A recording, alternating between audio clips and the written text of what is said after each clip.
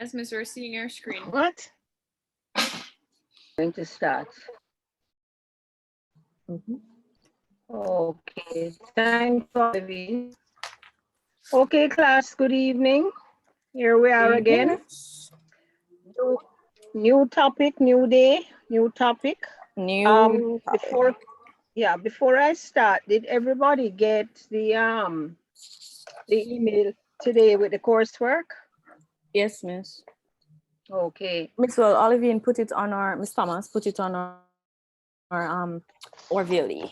Yes. That's weird. That's what I meant. If you went on Orville and saw it.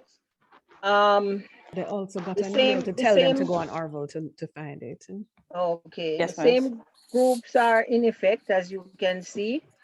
And I would like to take a couple minutes at the end of class to talk about it. But basically, let me just say that this course is going to be different than the other one, as you can see, in that you will only have 2 actual classes with me, and then I become your student. Okay, so you'll have 2 classes with me in which I'll cover chapter 1 and chapter 2, and I'm going to try to cover a part of chapter 4 because I have not assigned you chapter 4 because chapter 4 deals with legal aspects of the course. And most of the references in that chapter in the book deal with a lot of the US laws.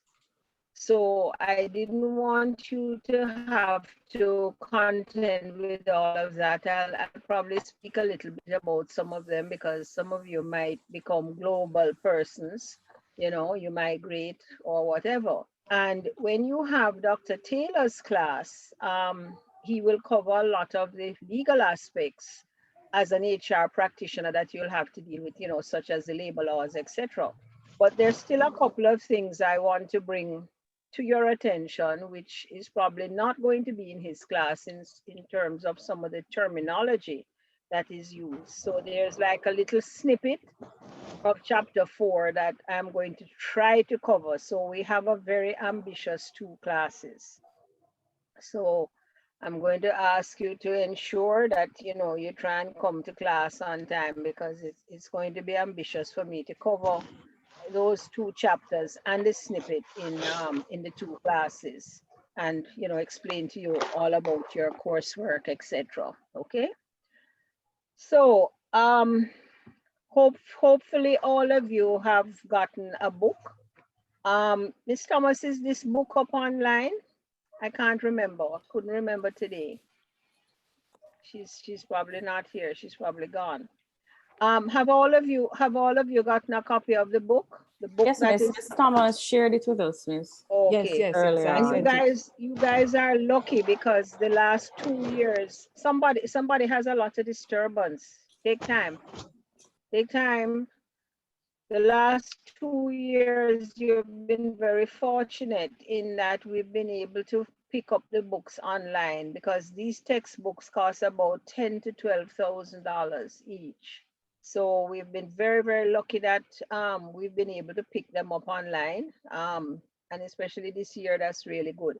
However, there's also, if you notice, a part of a smaller textbook that you will also be using. Did anybody notice that?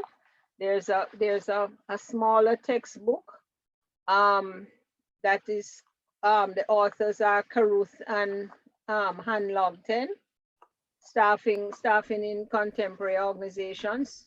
Yes, they got Anybody that as notice ready. that? Yeah, they got that as well. Right. So you will have a couple pieces from that, and none of that is in your coursework though. Those parts that we're using will be in the first 2 classes that I will I'll do with you, and I'll point them out to you when you know which material is from where. Okay.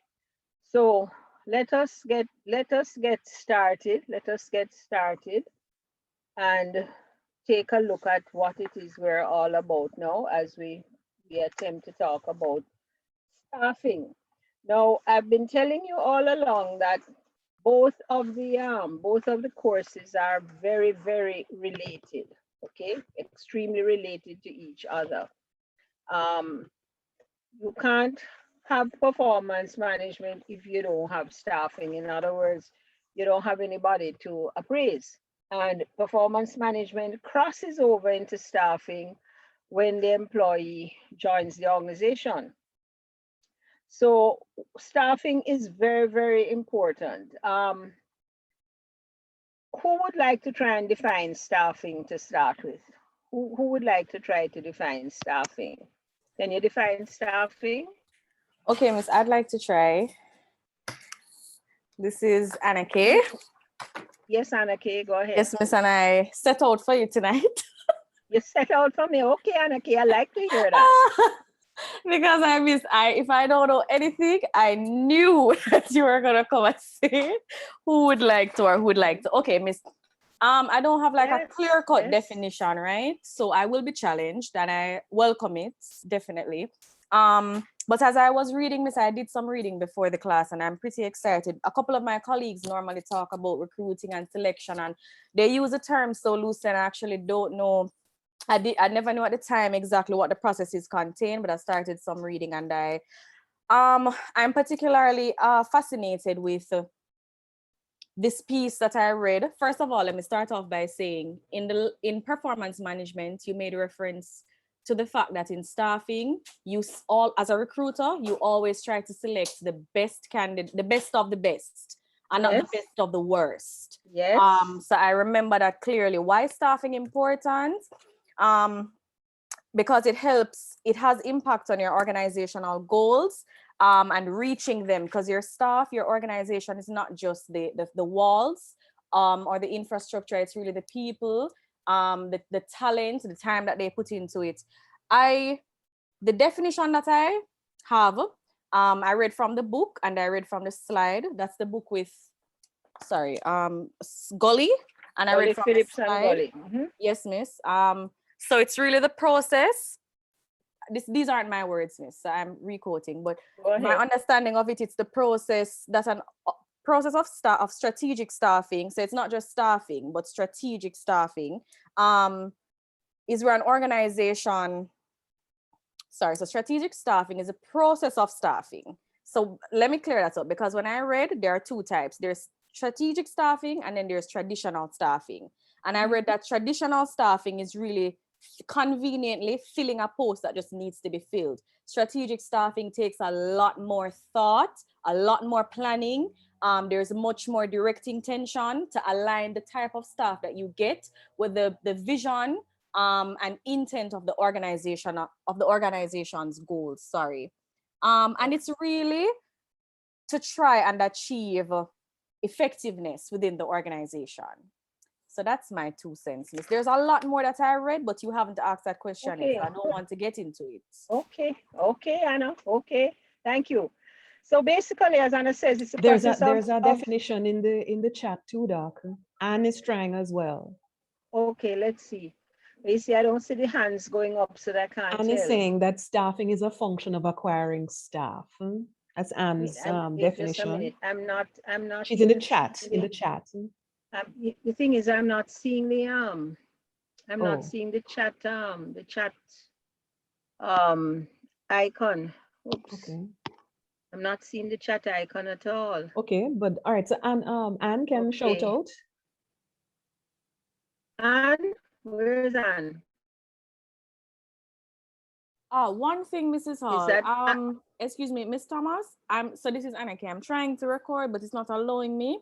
So just to let you know that if anybody else wants to volunteer, I don't know if it's something with my system. It's not allowing me. I have just turned on the recording. I don't know if it will record. Yeah, I've turned it on as well. And Kerry K has said that staffing is identifying the ideal candidate for a position. Why am I not seeing the chat icon at all? I can't see the chat icon at all. I would suggest they call out, you know, yeah, they might vocalize, need to call out because what happens is I'm on full screen, and I think because of that, it has hidden some of the at the top left hand corner, at the top right hand corner, you see view. There's a little thing saying view. Click that, and you can see exit full screen. I'm not seeing that. Nevani, staffing is the process of hiring eligible candidates for specific positions in an organization.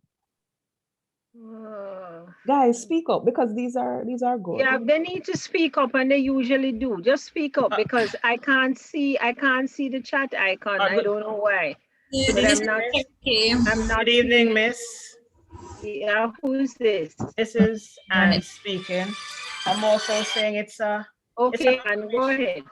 It's an operation of recruiting employees to evaluate their cases, their skills and knowledge. They not offer them a specific role.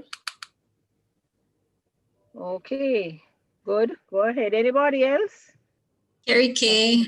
Miss, I haven't read yet, but for me, it's the process of identifying the ideal candidate for a specific position. It's like, for me, I'm thinking it's similar to selection. Yes, I also concur with Carrie K, and I'll also say that the candidate usually has the appropriate qualifications and experiences for the role. Okay, good. All of that is great explanations, okay? Because basically what staffing is. Malcolm, yeah, I don't know why Sandra.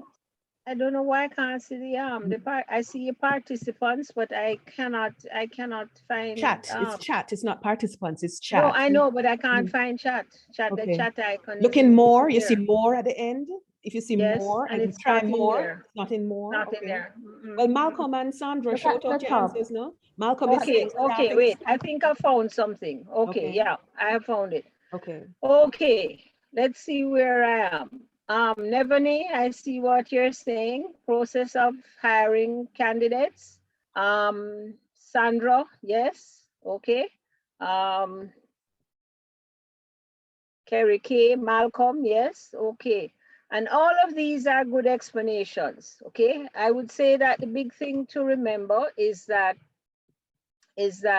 staffing, the aim of staffing is to get the talents and knowledge and skills that the organizations need, because without the proper knowledge and skills and talents, the organization cannot be competitive. So we look at it as the process of determining who is to come into the organization. And it's not just a matter of getting enough people, but selecting the best of the best, as you have heard me say before. And it's a very complex activity. Now we're going to learn in a little while about the difference between regular staffing, which we call traditional staffing, and strategic staffing. Okay, so here is a little explanation, further explanation as to why staffing is important. Okay, and staffing has a lot of activities. It's not just the hiring, it's what we call the sourcing, the hiring, doing the selection, making the job offers, okay, getting them into the organization, onboarding them, which is how we refer to not just orientation, because orientation is just one part of the activity. We have also what we call socialization. So you're going to learn that when we say we have to hire somebody, a lot of thought has to go into it before, if you are to be successful at doing it, okay? And it's so important, and it's ironic that I'm having this class with you this evening, because I have a BPO as a client. And today I had a call from them, and they're losing one of their contracts.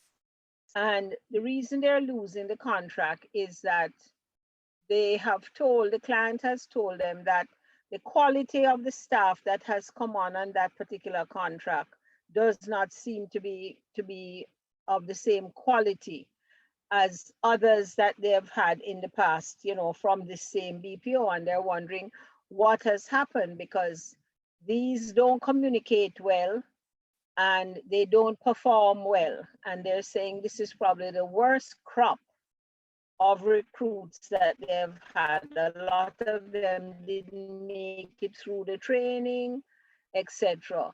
And that's very disappointing to hear, because as Jamaicans, we think we have good communication skills, or we should. you know, we're English speaking and stuff. And one of the things they were pointing out today is that in the chat, they can't even write proper grammar. So like when a client comes in, you know, to the BPO to complain about their telephone service, because when you call Flow, you're getting a contact center, which is being run by a BPO.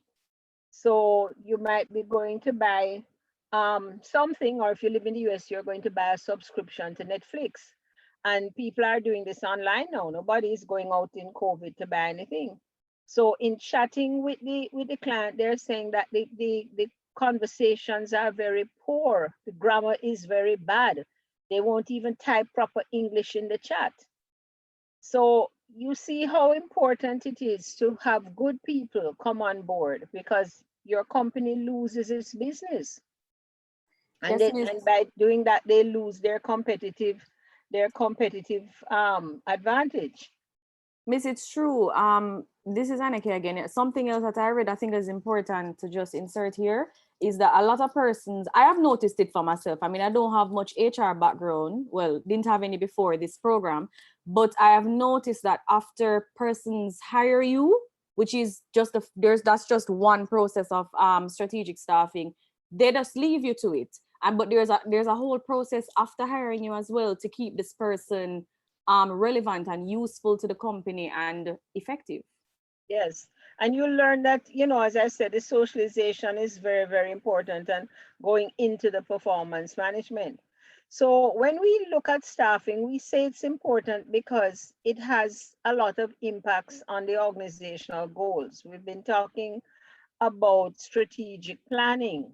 Okay, so you're quite familiar with what happens when an organization sets its goals. And if you don't have the proper staff, projects, etc., can't be executed. We also are concerned about it because there's a lot of what we call direct costs. Now, who knows what direct costs are? Who's been reading and read about what direct costs are? What are direct costs to an organization? Did anybody read about it? No? Okay. Direct costs are the costs such as salaries, the cost of office equipment, the cost of advertising, the employment costs. Employing somebody is not free. There's a cost with employing somebody. So you're going to learn too that in the indirect costs, employing a person has costs, okay? So we have to recognize that when we have to continuously hire for the same jobs, because we can't retain the staff as well, or their performance was so poor that they have not been retained, that it becomes a direct cost to the organization. And a lot of HR persons do not think about that. If you were working in another country, and even here sometimes in Jamaica, depending on where you had the person from, you might have to relocate them, okay? If you had somebody, we don't have much of that practice here in Jamaica, but in other countries, if I lived in New York, for instance, and I took a job out in Michigan, the company sometimes will pay relocation costs for me, depending on the type of job I've gotten, etc. So you can imagine you have paid relocation costs for somebody to join the company, and in less than a year, because of that person's poor performance, the person has to demit the company. That's a loss to the organization. You have not recouped that return on investment. So we also look at the indirect costs. And when we look at the indirect costs, we usually say these are a lot of hidden costs.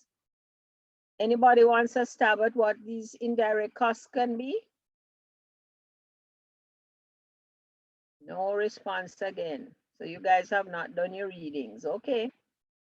When we speak about the indirect costs, we speak about things like the cost of training, okay? There's a cost for training.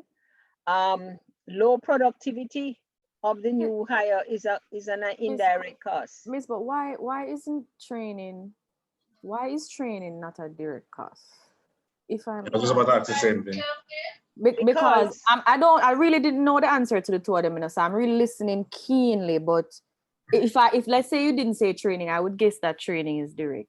So tell me why. Because one, the cost of the trainer, for instance, okay, Yes, you might say it's direct because maybe there are materials involved, but time and personnel costs are usually not visible. In other words, I would have to go and calculate somebody's salary to see how much per hour that person is making, and then go back now and calculate it to see what is the relationship between that and the head count in the training class. So you know, it mightn't be much for one training class, but when you add up several of those for the year, it becomes quite a bit. And most HR persons do not think about these indirect costs when you have to train and retrain somebody, as well as Yes. low productivity. It's hard for you to put a cost to low productivity. So if you have a poor hire who is taking more than 3 months to come up the curve, 6 months, and then 1 year later still has not made it up the curve, and you have to terminate that person, that is a cost. So some of these costs are not easily measured. Now, when you go to Dr. Hutton's class, he's going to tell you that there is a formula to measure return of investment on training, but it's very difficult.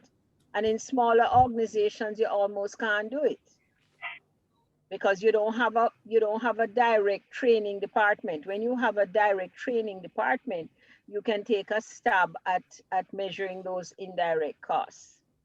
Yes, Chantal, you had your hand up. Yes, miss. I'm saying, I'm asking if ops costs would also be a part of indirect costs.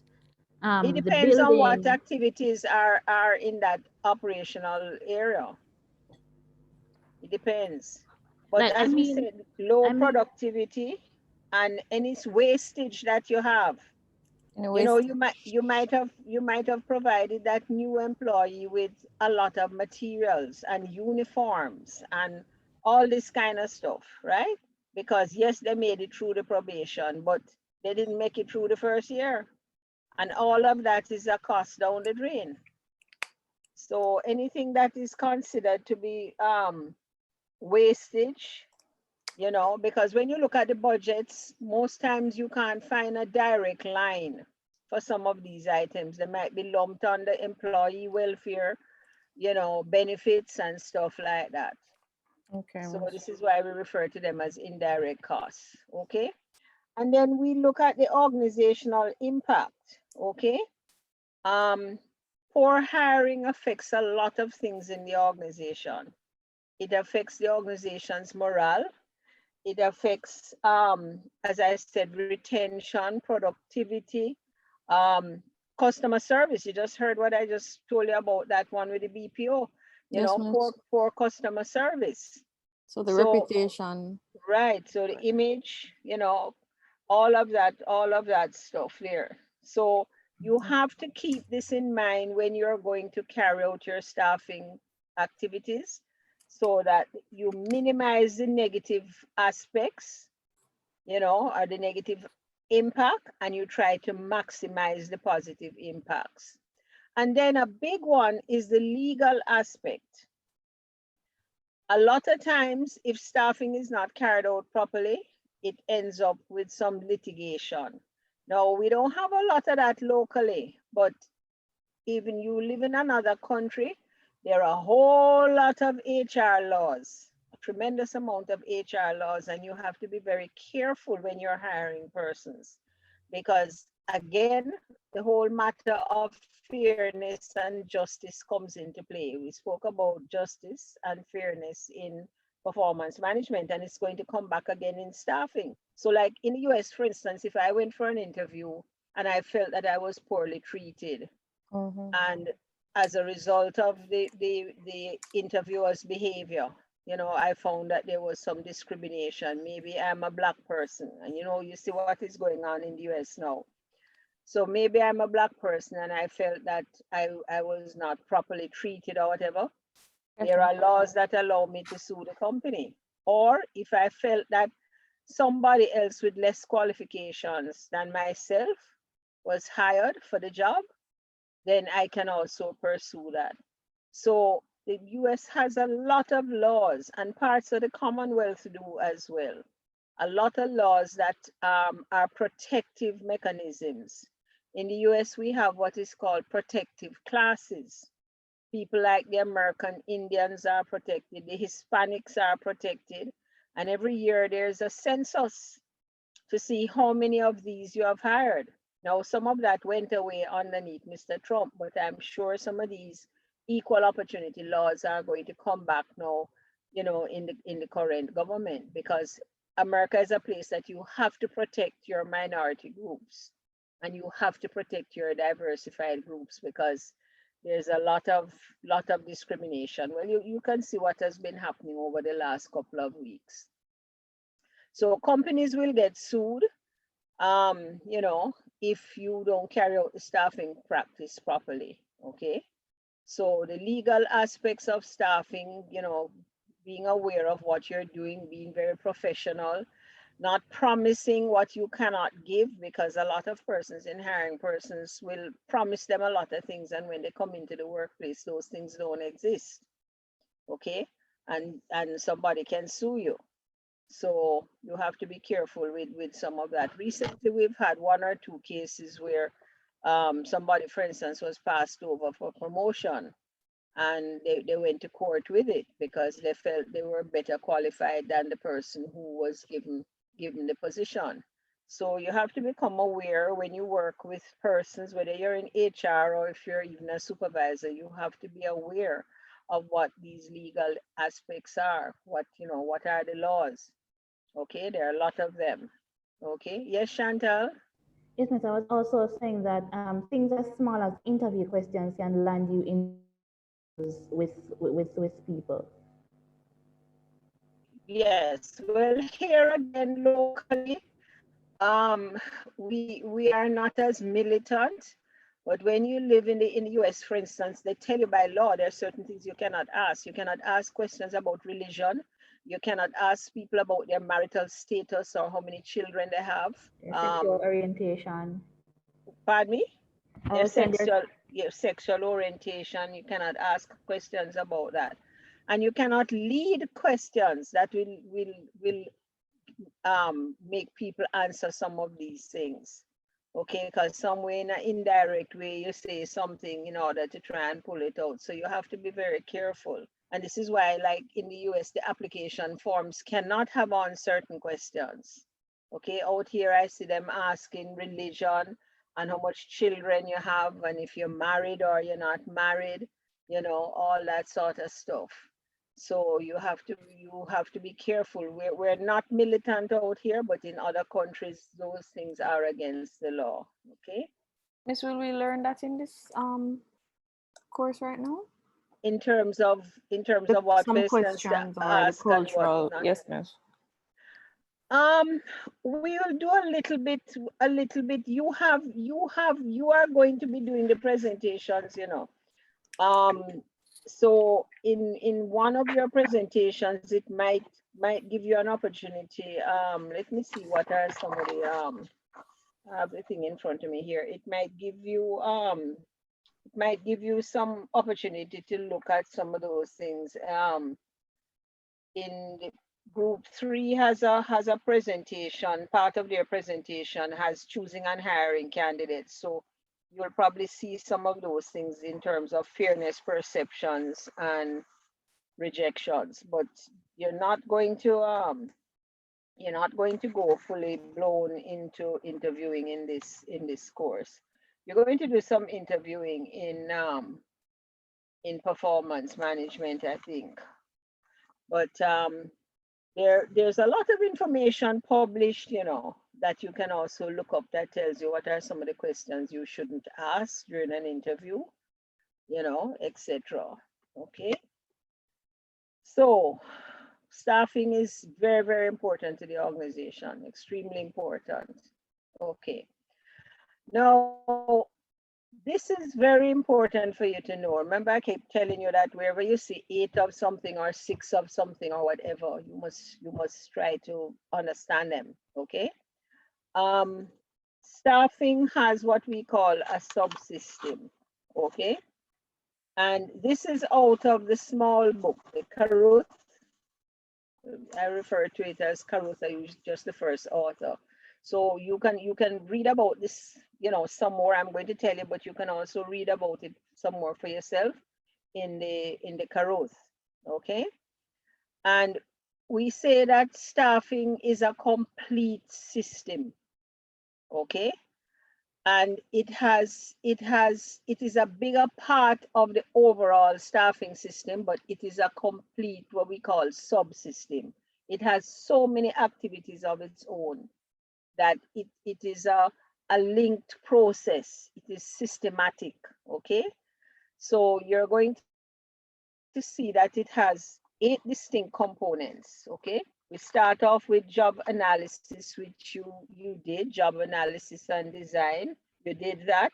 And do you remember why you do job analysis? Why do you do job analysis? Why do you do job analysis? Create a job description. Mm-hmm. But why? Why? Why do you want to create a job description? Why do you want to create a job description? You want to ensure that there is clarity in each person's role.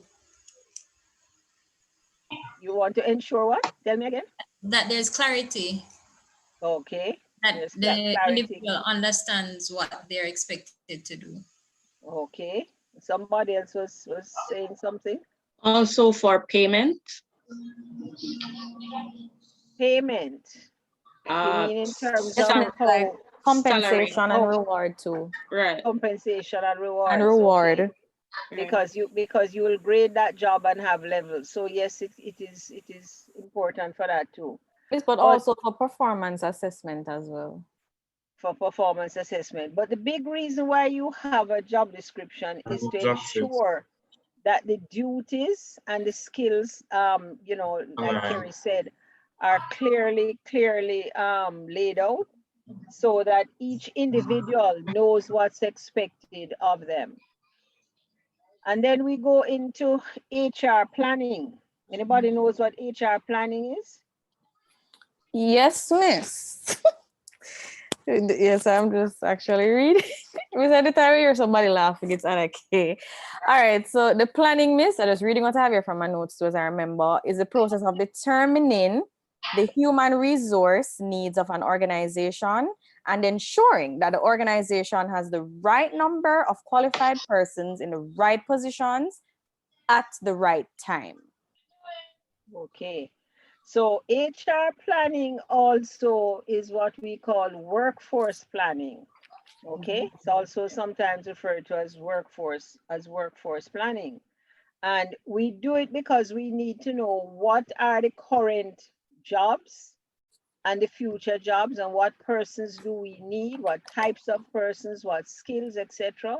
we need to fill these jobs. Okay. And it has to be done before other activities can be done. In other words, you can't go out and recruit if you don't know what the organization needs. Yes. So HR planning is one of the early activities. And it also affects like the performance management. It affects things like succession planning.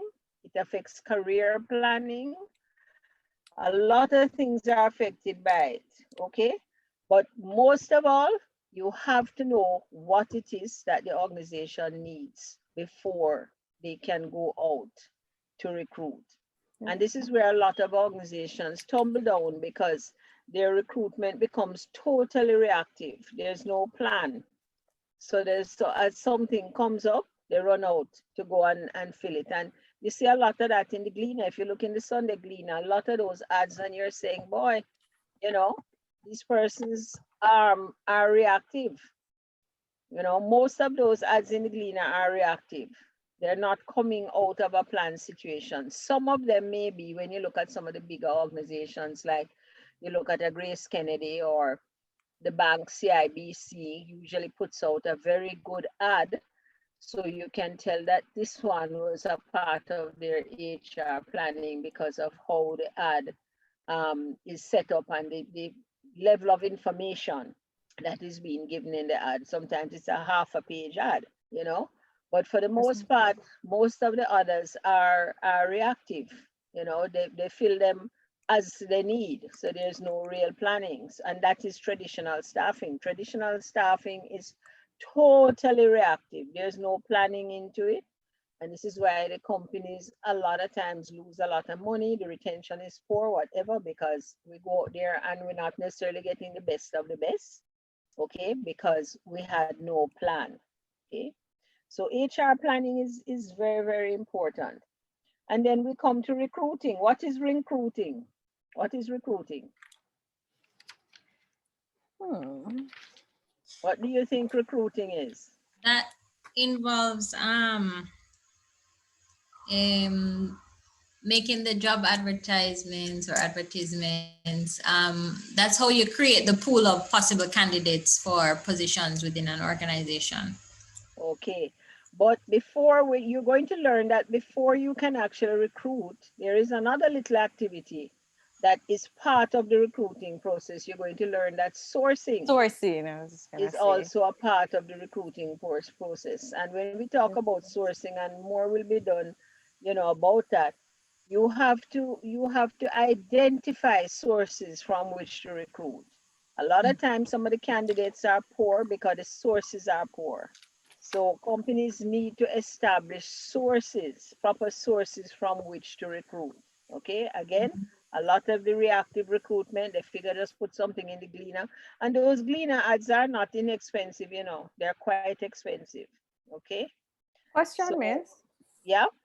Why, so sourcing, Miss, why is it not another one of these components? Is it that it is a part, I should just include it as a part of recruiting? It's technically a part of recruiting, but when we start to look at recruiting itself, you're going to see that there are steps in the recruiting process. Okay, when we start to look at recruiting, you're going to see that there are actual steps in the process. Okay. Okay. And then what is selection? What is selection? This one should be easy. What is selection? So after you've identified possible candidates, gone through the interview process, then you identify the candidate, no? You select the person. Select the person. Okay, okay. Yeah, selection itself is a process also, because and you'll learn about that lower, you know, later on. In Somebody some of says the presentations shortlisting, as Miss. well. Yes, shortlisting is a part of selection, but selection itself is the final activity in which you go out and you make the job offers, etc. You have now identified like your 3 best persons, you've shortlisted them, and then you go off and you make your offers, etc., with the hope that that person will accept your offer. So all of that is going to come in more details. What we're doing in these first 2 classes are just laying a basis for the rest of the course and the activities in the course. Okay. And Miss, you're I'm going so to sorry learn that you as you can't go see along the that comments, Miss. tools. Pardon me? I'm so sorry that you can't see the comments because a lot of persons are participating in the chat, you know, Miss. Let me try again. Yeah, but I want to hear some of the voices too, because I can't stop and read all the chats. You understand? So I want to hear you actually tell me. Yes, I see Latoya there. Okay. That probably had to do with the racism, the discrimination. Yeah, choosing, shortlisting. Okay. Choosing the best candidates, etc. But guys, I want some actual participation. Okay, there's a lot of your answering yes in the chat. Okay, interview questions can lead to legal matters, which we spoke about. Okay, indirect costs. Okay. I have to go over to the side and find the chat thing because of the use of the screen with the slides. A lot of the icons are not readily visible, but when you raise your hand, I can see that. Okay, so we know also that performance appraisal and performance management, okay, are a part of the HR system. So when you combine the appraisal and the management together, we speak about performance management systems, okay? And we have spoken about that in the other course, you know, in terms of you're using performance management to determine how well persons are performing, okay? And we use it for things like promotion and compensation and recruitment as well. We look at how, you know, we'll use it to see how effective our recruitment is, okay? How do you think we do that? How do you think we're able to measure that? We use performance management to see how effective our recruitment is. How do we do that? Nobody wants to answer. I'm not going to keep Miss, going. well, most definitely. Oh, sorry.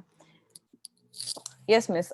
Most definitely, as you asked a question, I remember.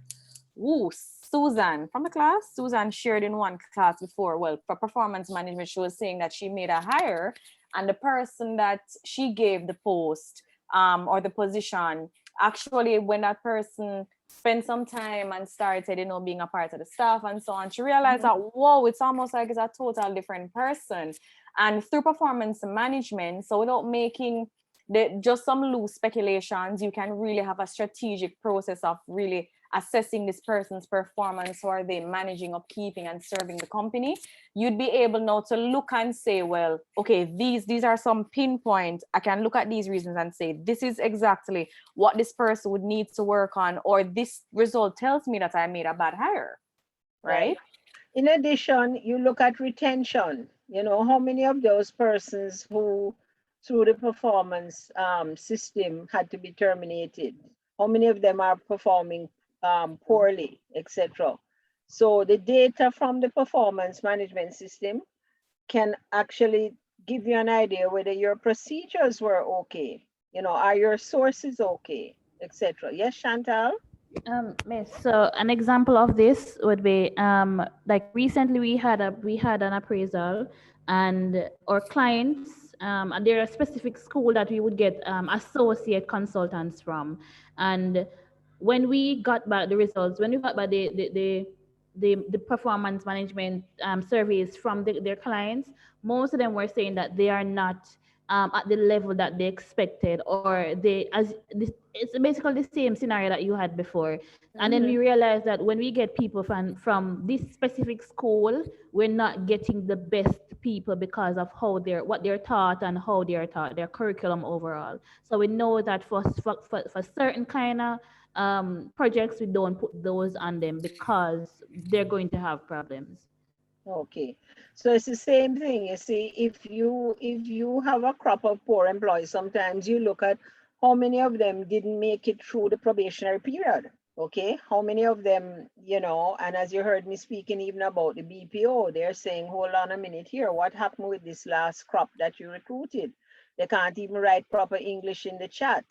They're getting on the phone and they know that they get paid by what we call handle time. And I think it's who is from the BPO, Damien, I think.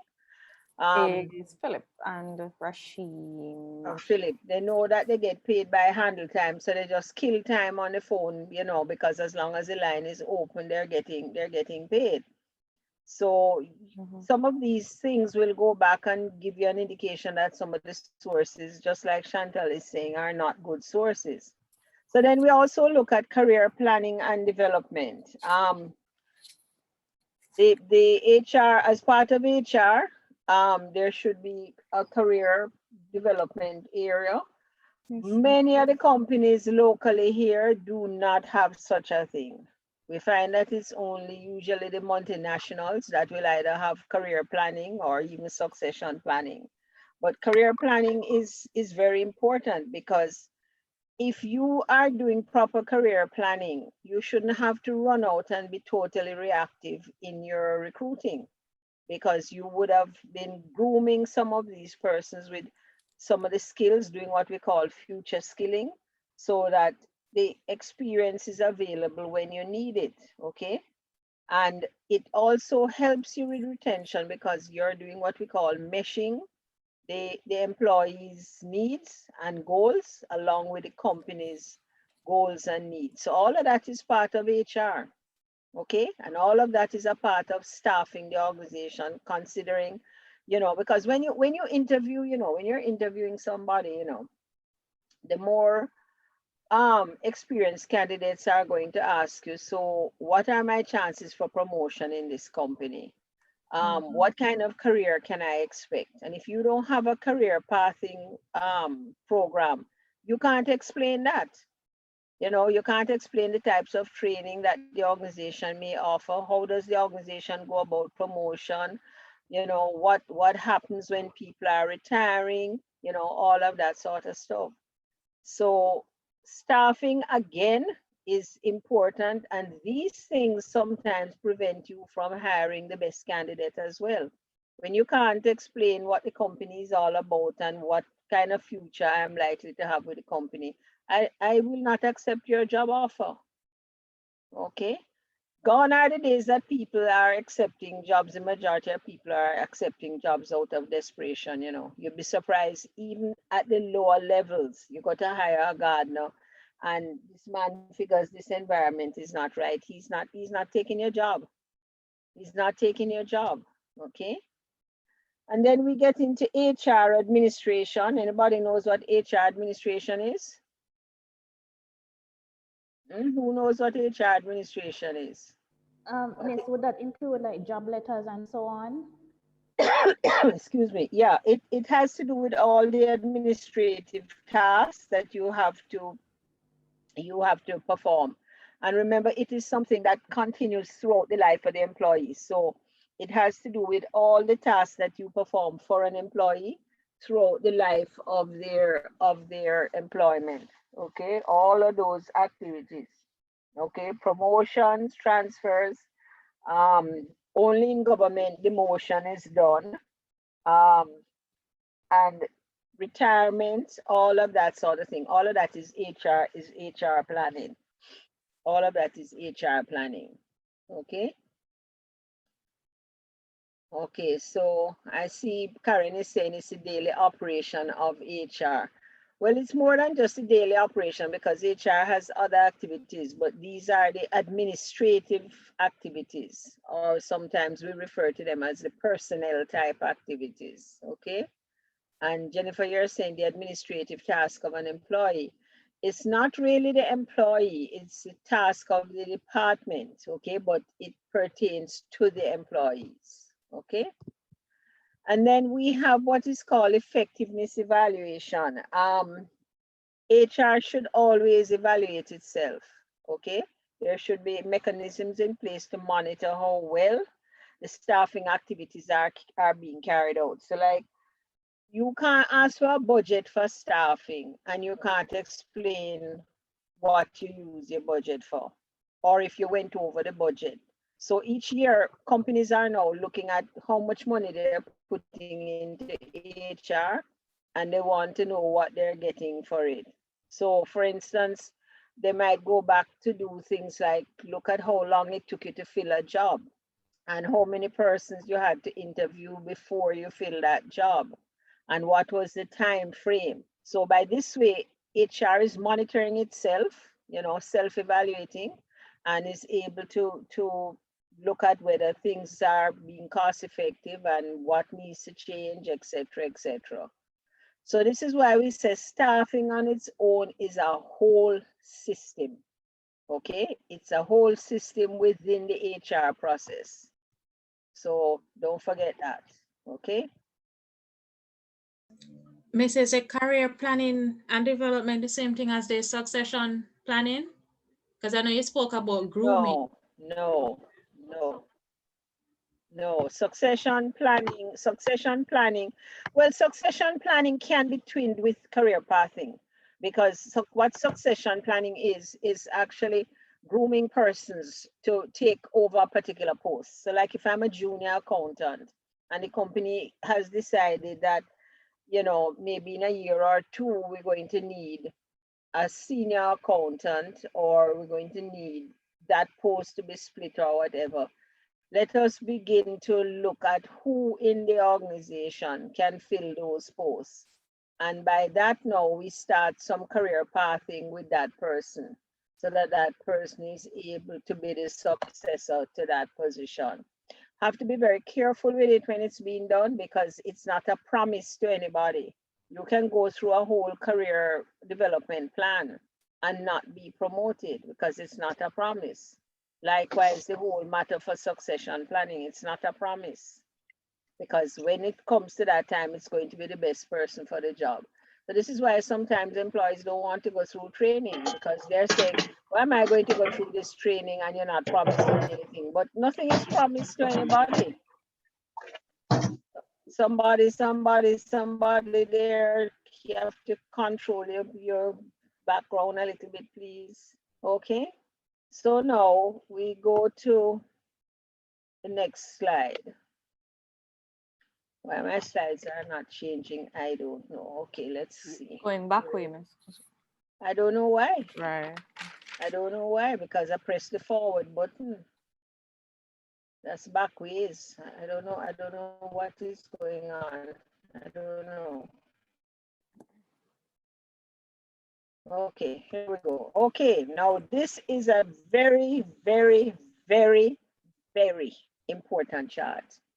And it's in the small book. It's very, very, very important. And you'll find it in the small book. It's what is known as the environmental aspects of staffing. And what it focuses on is looking at what are the things in the external environment and the internal environment. Can you see the bottom of the slide? Because I can't see it because of the toolbar, but you can see the bottom of the slide.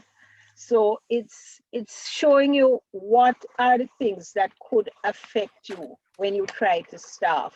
What are the environmental things, both inside the organization, the internal environment and the external environment, that can have an impact on you carrying out staffing effectively, okay?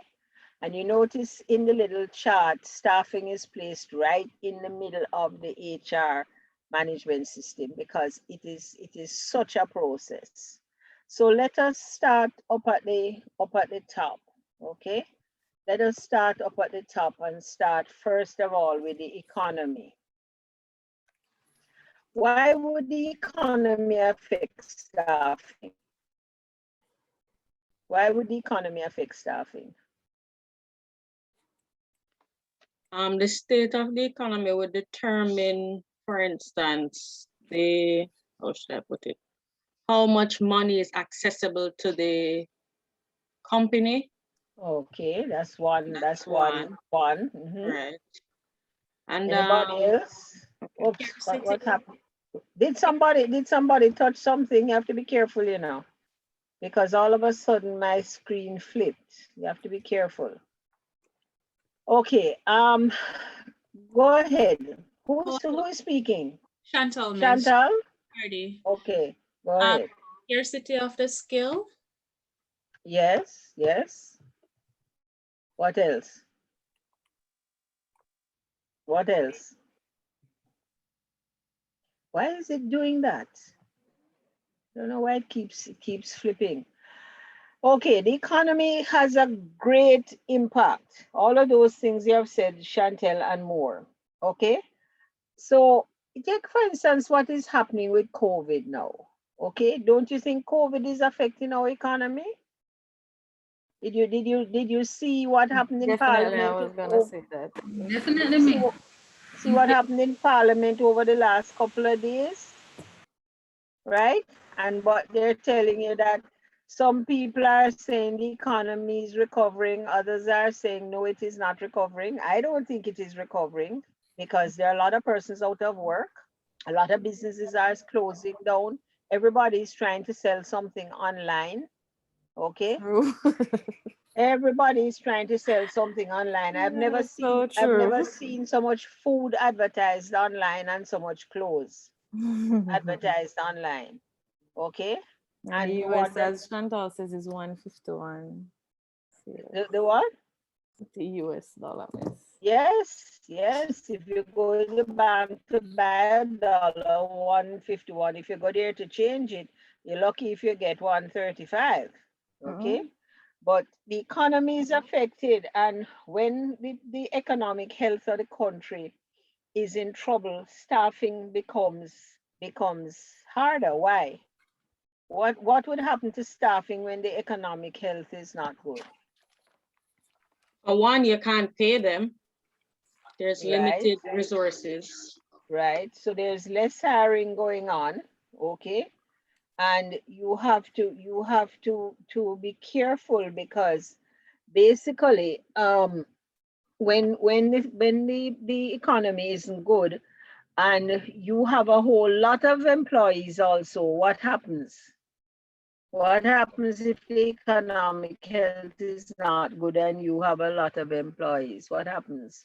What is happening now, Miss? You're gonna have a lot of layoffs. You have to lay off people. A lot of layoffs. Yes, lot of layoffs. Which is exactly And what's happening now. And it becomes a cost to the company. The layoffs are costly, you know. Even though you do not get paid in layoff, do you know what is the law? As an HR person, you need to understand the law that governs layoff. Because after 120 days, if you cannot bring the employee back to work, you have to make them redundant. And take, for instance, you have worked there for 10 years. Okay, they have to calculate that redundancy 2 weeks for every year after 2 years. Okay, and then at 10 years, it goes to 3 weeks, plus the notice pay. So companies are finding themselves in a lot of problems because a lot of them do not have the resources to pay these redundancies either. Okay, so right now, you know, because of COVID, there's a lot of implications on staffing, because recruitment has decreased, even though you might see a whole lot of jobs in the paper. But if you notice, a lot of the jobs on the paper are not substantial jobs. They're looking for delivery men and drivers and graphic artists. Yes, because everybody's doing some online art now to, you know, doing ads for people and stuff like that. But the recruitment activities decrease because of the greater number of job applicants that are available. There's a lot of persons available now, but surprisingly not necessarily the quality that you might want as well. So when we have this kind of thing in the economy, there's less emphasis on things like career planning. You have to decrease those activities, and you look more at layoffs and stuff. Now, the converse of that is when the economy is good, the competition for staffing is very high. And you have to have good staffing practices because the competition becomes high. Depending on the skill you're looking for, sometimes the pool is small and several of you competing for the same small pool, like in technical areas such as IT or some of those more technical jobs, the pool here locally is going to be small, but you have a lot of companies competing, so it becomes very competitive. The salary offers have to be competitive, etc., etc. So we have to be able to look at the economy when we deal with staffing. You have to know what is happening out there with the economy, whether it's an increase or a decrease, so that you know whether to intensify your activities or change your staffing approaches, change your priority, etc. So the economy is very, very important. Okay. And then we look at the workforce. Okay, workforce and labor market. Now, pay attention to the fact that this is two things. It's both the workforce and it's both the labor market. Okay. So when we look at the workforce, we're looking at the total amount of persons that are available for work. Okay. But we usually make a qualification there and we say it's persons over 16. Now, you have to pay attention to Jamaica's labor law with this. In other countries at age 16, you can go out and work. But Jamaica has some laws. I've forgotten what it says, because you you can't really go into full-time employment at age 16, okay? So when you get over to Dr. Taylor's class, you can take him to task about that one in terms of what is the required age to be able to take full-time employment, okay, Sorry, in Miss, just Jamaica. a Yes? question here, Miss. Just backtracking a little bit from the economy. A point you made was you were saying if you let somebody off from work for what was it, 2 months or 20 days, you have to lay them off. 120 days. Okay, thanks. 120, and that's written into the labor law. You can go on the Ministry of Labor site and look it up. It's written. That's labor law. That's labor law. And the whole matter of recall to work. You can go on the site and look it up. So the workforce, we determine the workforce are persons, in other countries, age 16 and over, who are actively looking for work. Okay. And therefore, we refer to the workforce as that body of persons who is available for work, okay? And, they may have a mix of skills. So when you speak about the workforce, you speak about the persons that are, in terms of staffing, you speak about persons who are actively looking for work, okay? And you'll find that that workforce is going to change from time to time. Sometimes you have a lot of younger people available. Sometimes you have older persons available, more retirees, that sort of stuff. Like right now, I would think that there may be a lot of older persons available for work based on the layoff. So depending on what the workforce looks like, you have to ensure that your staffing policies are proper and are in place to attract that particular group that you're looking for. So therefore, a company has to be able to look at these shifts and make sure that they have proper staffing policies and procedures, okay? But the labor market itself is the geographical market. You know what I mean by that? Yes, Miss. What I mean by that? The locations. It's in Jamaica. Location, right. So when we speak of the labor market, you can go into a labor market to look at what the workforce is like in that labor market. So take, for instance, you want to hire somebody in Montego Bay, okay?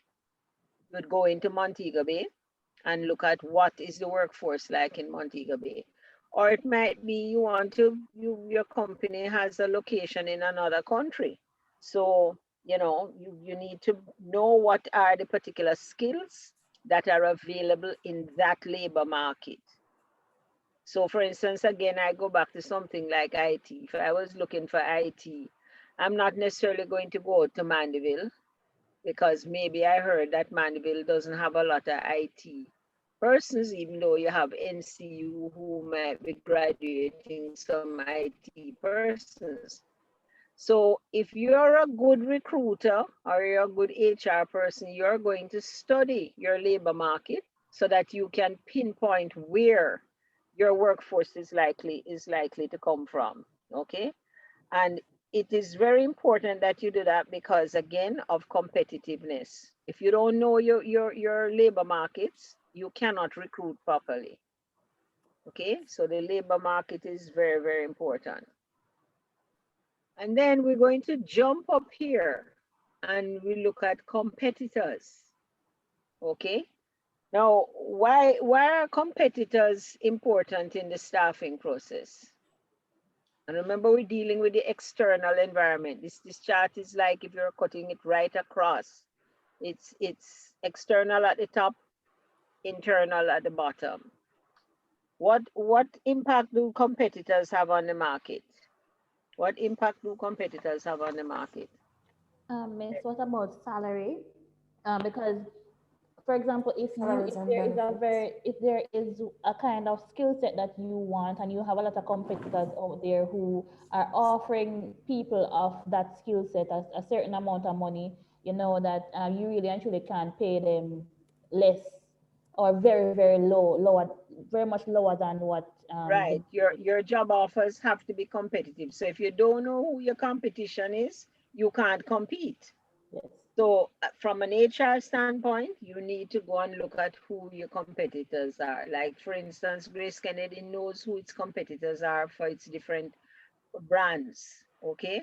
Wisinsko knows who its competitors are. KFC knows who its competitors are and what Wendy's is paying or Burger King is paying, you know, or what Popeyes is paying. So you have to know your competition, okay?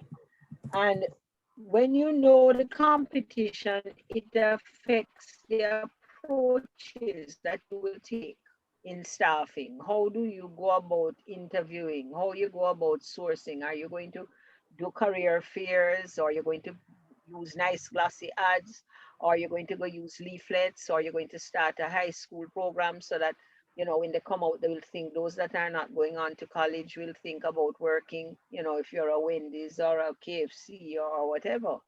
So if you do not know what your competition is like, you cannot plan your recruiting approaches. So the competition is very, very important. And at time it's very fierce. So you have to know what to do when the competition is high.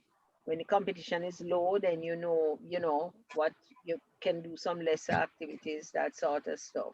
Okay. Miss, that means we could then say, if you know your competition or know who your competitors are based on the details you mentioned, then that would give you the competitive advantage as it relates to maybe getting the preferred staffing.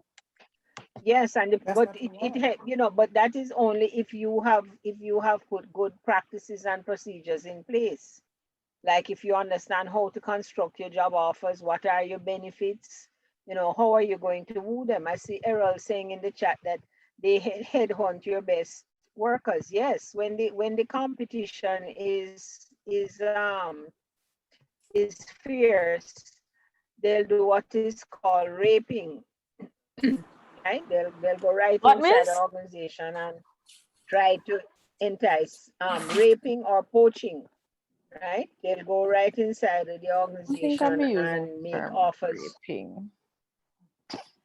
Pardon me? What did you say? I said I don't think It's a I'm term. using that term. I'd use But that is poaching. what it is called. That is what it is called. Headhunting is raping. Because So they Errol don't is wait saying for they'll head the person to apply. I mean, they go for right, them directly. We right. don't have to apply for a job. We go after you. Right. And when you go into the presentations, you're going to see the type of job seekers, and you'll understand what I'm telling you there. I'm not going to preempt Okay, some of miss. your presentations, but when you go into one of your presentations, you're going to see what the type of job seekers are, and you'll understand what I'm saying. Okay. I can sit right here and get a call from somebody offering me a position, and I was looking for a job. Okay, but somebody knew of me and knew of my skills, and they will try to woo me from wherever I am. Okay, so when the competition is fierce, these are the kinds of actions that take place. So if you don't know your competition, you're going to have a hard time retaining your staff. So when you're going into your presentations, you're going to see things about creating a unique employee. Okay, lots of what I'm telling you, you're going to relate to it in some of those presentations. Okay, so then the next one we come to is technology. Okay, why is technology important in staffing? Who read about that? I don't know this one, miss. I don't know this one. Okay, anybody in the chat? Let's see. Anybody in the chat answering it? Since you want me to look in chat. No? It would affect how you go about doing recruitment. That's for one. So do you just put an ad in the paper, or do you use like some of the social media platforms? Also, what type of staff would you need? Okay. I'm not hearing your comment. No, I'm listening to you. What you have some of the stuff right, but what happens is that IT has become such a critical area that if you are not careful, okay, you're going to have a lot of unskilled and semi-skilled workers, okay, and cannot recruit them to be able to use the technology in your company. So from a staffing standpoint, we say to you that, again, you have to know your competition, because everybody is competing for those well-trained technology persons. Okay? So wait, it's not so much, because I was listening, if you're going to say that Shireen is right, because I was just now reflecting on what we've been learning in IT class. So it's not so much how you recruit the persons using the technology, but more so recruiting persons who can use technology. Yes, yes. Got it. Yes, so it's not necessary, even though you will use some technology to recruit them, but the emphasis is on how you attract those highly skilled persons, okay, who can meet the demands of technology within your organization. And an example of that is a lot of times you see companies buy a lot of equipment and it sits there idle because nobody can use it, okay? Because the people inside have not been trained to use it. They have not been able to attract the persons. Like we're getting into all of this digital stuff now and stuff. And I know that locally they're going to have problems staffing the organization with persons who can get into this digital divide now, because we don't have a lot of IT training. I mean, yes, we have the 3 universities per se, but there's not a lot of IT training at higher levels of IT. Miss, it's more than just data input. And a lot of times you have to be aware that there's high turnover in IT, high turnover. You have a hard time keeping the IT employees. They move from job to job, they move fast because the competition is so fierce. Somebody's always looking to recruit them. Miss, okay. Also at so finally I have an example I can reference my my school. So we have a few IT persons there, right, Miss? And it's almost as though they can never be fired no matter what they do. Because you can't find the skills, and maybe the pay is low. Maybe your pay is low. If you're going to rehire, you probably cannot hire them at that pay either. Right, Miss. So no matter these persons that we have, no matter what, every single function that we have right now, they are the persons who are heading the function, explaining this, explaining that. They are so overworked, and the school really, I see how they would lose out so much if those persons were just to leave. Right. So you have to be aware, you know, and there are other skills coming along that fall into a similar position too. But most skills now are still tied to technology, you know, are still tied. Look at what's happening with even the work from home situation now. Okay. The technology persons in the organization have to be able to monitor those at home persons, you know, and have to be able to do remote fixes. Like I have an IT technician who I've never met him in person. Somebody introduced me to him and I've never met him in person. I've only seen him by picture, but he fixes my computer remotely. I call him up and he tells me to go into something called Team View, and it allows him to see the inside of my computer and whatever, and 2 tools he has fixed this computer. Yes, Miss. So, yes, Philip. Yes, I was about to expound on what you're saying just now, Miss. On account of the COVID-19 experience, there are quite a number of implications and considerations to be made for the HR practitioner as well as the employees themselves. Because certainly from a recruitment and selection standpoint, the way recruitment is done now, it's most of it is through the online modality. And you'd have to find persons, upskill persons, or find persons with the requisite skills within the HR team or the management team who would be able to manipulate and effectively use these the equipment, the computer, the assessment tools online and remotely as well. And as it relates to even how performance appraisal is done and performance management, this is done remotely as well as it regards to coaching and feedback of your team members, giving them, you know, regular updates on their performance. That is one. And some of the performance management tools, they are actually automated as well, where you just simply put in your information, your feedback or self-appraisal and send it back, as well as the implications for the IT practitioner that you alluded to would have to also manage and do fixes remotely. And even with employees now, since the IT persons are not there face-to-face, oftentimes they send them steps. Not all organizations have the capacity for remote fixes. They send the employees the steps. So you have to have some knowledge of IT background now. So as it relates to technology and where we're going now with the fourth industrial revolution as it relates to automating systems, there are a lot of considerations to be made even for the future, because I highly doubt that, you know, how we do things now as it relates to work will remain this, as they will go back to where they were, but in fact being more automated. Yeah, so basically for staffing, you have to know where to find these persons and you have to know what your competition is. Okay, otherwise you are going to be left in the dark. You might have people will eat your food.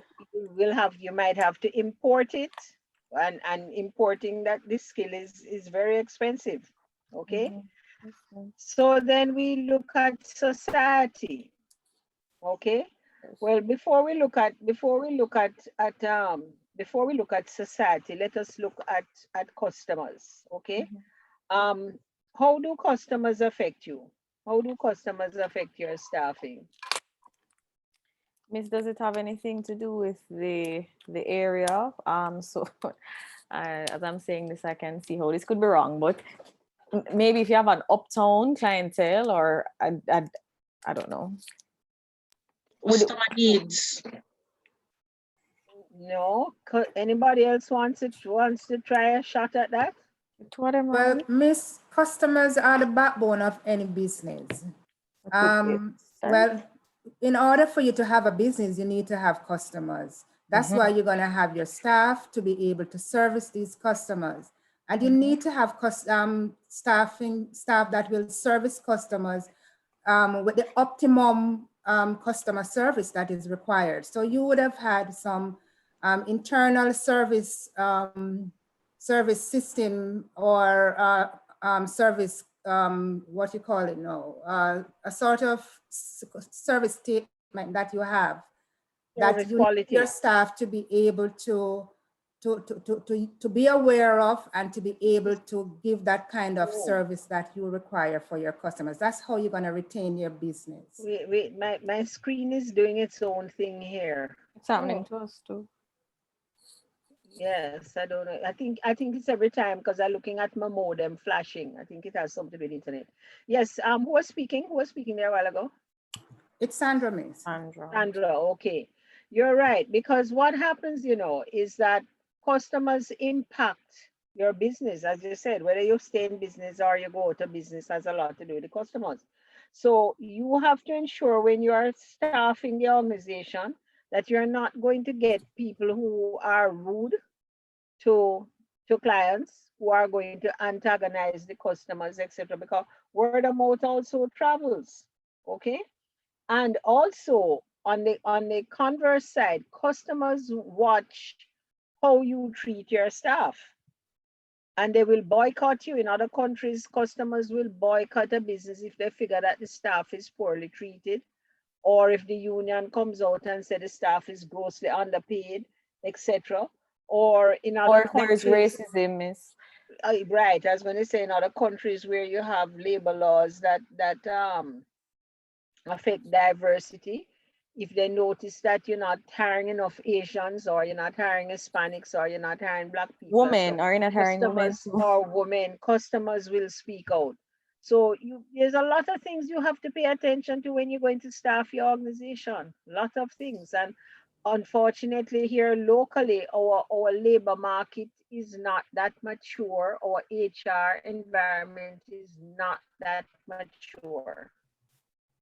So we're not paying attention to some of these things. You know, the staff will be rude to customers and get away with it, you know, and next thing you hear somebody said, boy, don't go and shop down there, you know, because those cashiers are going to be so rude, or if you're going somewhere, Well, make sure except you if you don't go work to at that line, KFC. you know, etc. So you have to be aware of the impact that customers have. The customer perceptions will affect your business, and you have to be careful with your staffing practices when it comes to that. So let me finish this side and switch over to the other side over where society is and the unions and stuff. Okay. Legal and political. Okay. Very, very, very important when it comes to staffing, because you can lose your shirt, as we say. You can spend a lot of money. You can lose your shirt if you get sued. Okay. You have to be aware of what happens from a legal standpoint when you're staffing. What are some of the things that you think you should avoid from a legal standpoint? What are some of the things you think you should avoid so that you protect your company? Discrimination. Yes, was it some of them you Discrimination mentioned policies. before? Yeah, like discrimination, whether Right. gender or Right. race. The ones that you mentioned, marital status, religion. Religion seems to be a big one. I don't know how much of our scope allows for it, but I know that for overseas, sometimes it depends on depending on what your criminal record is. I think maybe depending on the nature of the crime. And I don't know how big we are on it as well, but perhaps overseas, I know disabilities is a big one too, another Yes, big one. so you have to look at, you know, just what your practices are, so that you keep your company what we call litigation free. Okay? And we also need to look at the political environment. How does the political environment affect staffing? How would staffing be affected by the political environment? Well, Miss, I don't know if this is what you mean, but a lot of persons, especially from Portland, where I'm from, whenever there's a change of party, they always fret that those persons who are there, they're going to be made redundant, so that the company will make provision for other persons. I'm not sure if it's along that line. That kind of political bias. In a way, because if the political climate is not a healthy one, like during the times of election and stuff like that, you have to be careful with your recruitment, because the political climate also affects staffing, in that in times of civil unrest, it makes it more difficult to hire persons. Okay. So you have to be aware of what happens with the political climate at times like that. So you have to know what's going on. Certain communities you can't go into recruit, you know, etc. So you have to look at what is the impact of the political climate on staffing. And sometimes the political climate affects the economy as well. So sometimes the two things go together. Okay, in terms of what's happening in the political arena, it will affect your staffing as well. Okay, so let's go over to the other side here now. And how do you think society affects an organization? Why would society affect an organization? Miss, I wasn't sure, but when you said society, I was wondering if it went along the lines of like societal norms and values. So perhaps this is where culture would come into play, maybe based on how the society views a particular set of values. because I'm sure it could translate into how you could better serve persons based on, I guess, what they believe or the norms or practices there. Well, yes, because what happens is that a company's image affects how they're able to staff the organization. Remember, a lot of companies now are spending a lot of time trying to brand their products and services. Yes, I was just about to ask that, if branding would be a part of would be Branding considered under is here. a part of image. Yeah, branding is a part of image, and society a lot of time views an organization based on its image and whether they are safe to work in, whether they're producing If they're fair too, miss, if they're fair. reasonable products and quality and stuff. And believe me, it forces an organization to change their practices. It forces an organization to even change how they recruit and what is the image they're giving out there, because society now just does not accept any and anything. So you might have difficulties attracting people to your organization because society has a view. You'll hear them say, boy, don't go and work over there, that place don't treat the people well. That place not fair, or you go over there, you're not going to last very long, that sort of stuff. So a company now has to be careful about its image and its brand as far as staffing is concerned. Okay? And then we come to a big one over here, unions. Okay. How do unions impact staffing? How do the unions impact staffing? Somebody taking a stab at that? How does the union impact staffing? Where's the rest of the class? What happened to everybody here? 41 persons. Where? Boy, this thing is blipping away again. 41 persons, and I'm here from the stage 4. Come on, guys, come on. I will start to call names, I told you that in the performance class. I just copy list and start to call names. I hope the internet isn't going to go down, Whoa, whoa. Come, tell me, how do unions affect staffing? Who's answering me? Until Hardish, Miss. I was thinking that the unions would want to ensure that the rights of, let's say, the employees are not in breach of anything, and trying to secure that they get the best treatment. Okay. Okay, good. We also have to remember that the union is both an external force and an internal force. You know why we say that? Why do you think we say it is both an internal force and an external force? The union influence. The union is made up of staff representation. So I think maybe that would be the internal, and then the external would be the company that they use. Whether, like you'd say, for example, BITU, the company or agency that is representing the staff. Right. So it affects the practices. If you have a collective bargaining agreement, most likely your hiring practices have to be detailed in conjunction with the union. You have to bargain for some of those practices. That's why you see in some of the unionized companies, certain practices are different because you have what is called a collective bargaining agreement. Okay. And you can't just lay off people like that or bump people, as they call it.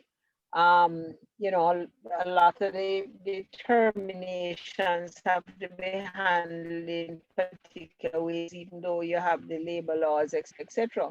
So when you think about staffing, staffing also affects current employees, not just the new ones. Okay, you're going to come to learn that staffing also affects the current employees, because when you hire somebody, for the life of that person in the environment, in the organization, the company is responsible for them. So we said that the goal of staffing is to bring in persons, bring them through the organization and bring them out of the organization. So it's a complete cycle. So when you have a union environment, it looks at the current staff members, and it also has an impact of what staffing practices you are going to use. Okay. So unionized employees, unionized organizations usually have different practices and policies that might be quite different from a firm who is not unionized. And they do influence the way you staff, because they're going to make sure that you look at somebody to be promoted before you hire somebody from the outside. So they look at practices like that. Are you looking first at a job posting system inside? Are you ensuring that the employees have a stab at that promotion before you go hiring somebody from the outside to fill that job? So the unions affect staffing in a big way. This is why you get strikes and all those kinds of things. Okay, they affect recruitment and they affect selection. Okay. Okay, so then now we are coming now down to the internal. You're coming down now to the internal part of staffing. Okay, so we come down to the bottom half. Now we start on the left here, where we look at a company's mission and objectives. Okay, anybody understands what mission and objectives are? I'm sure we've talked somewhere else about mission and objectives. Tell me about missions and objectives. Where the company wants going to get there. Say that again. It's where the company wants to go and how to get there, as well as their identification, who they are as a company. That's the mission. Yes, miss. And this affects staffing in such a way. It's a very integral role that it plays, this part of the internal environment, because I, as probably CEO, or I'm the person that has the vision for this company, whether it be a small company or a larger scale company. If I have staff that do not believe or do not see for the company what I see, it's really a recipe for disaster. We're not going to go anywhere. We're not going to be able to achieve the objective of the company. Okay, but what are the objectives? What are objectives when we speak about an organization's objectives? What are the objectives? What do we hope to achieve step by step, miss? Yeah, Okay, the step-by-step plan. Specific actions and timelines to achieve a particular goal. Who is speaking? Who is that? Who is speaking? That was Malcolm, Who is miss. talking? That last person was Malcolm. Okay, okay. Because you see, I can only see like 3 persons at a time. Okay. Yes, the objectives, all of that is correct. And the big organization's mission and the results, which are the objectives that it wants to achieve, impact staffing. How does staffing impact the company's mission and objectives? How does staffing impact them?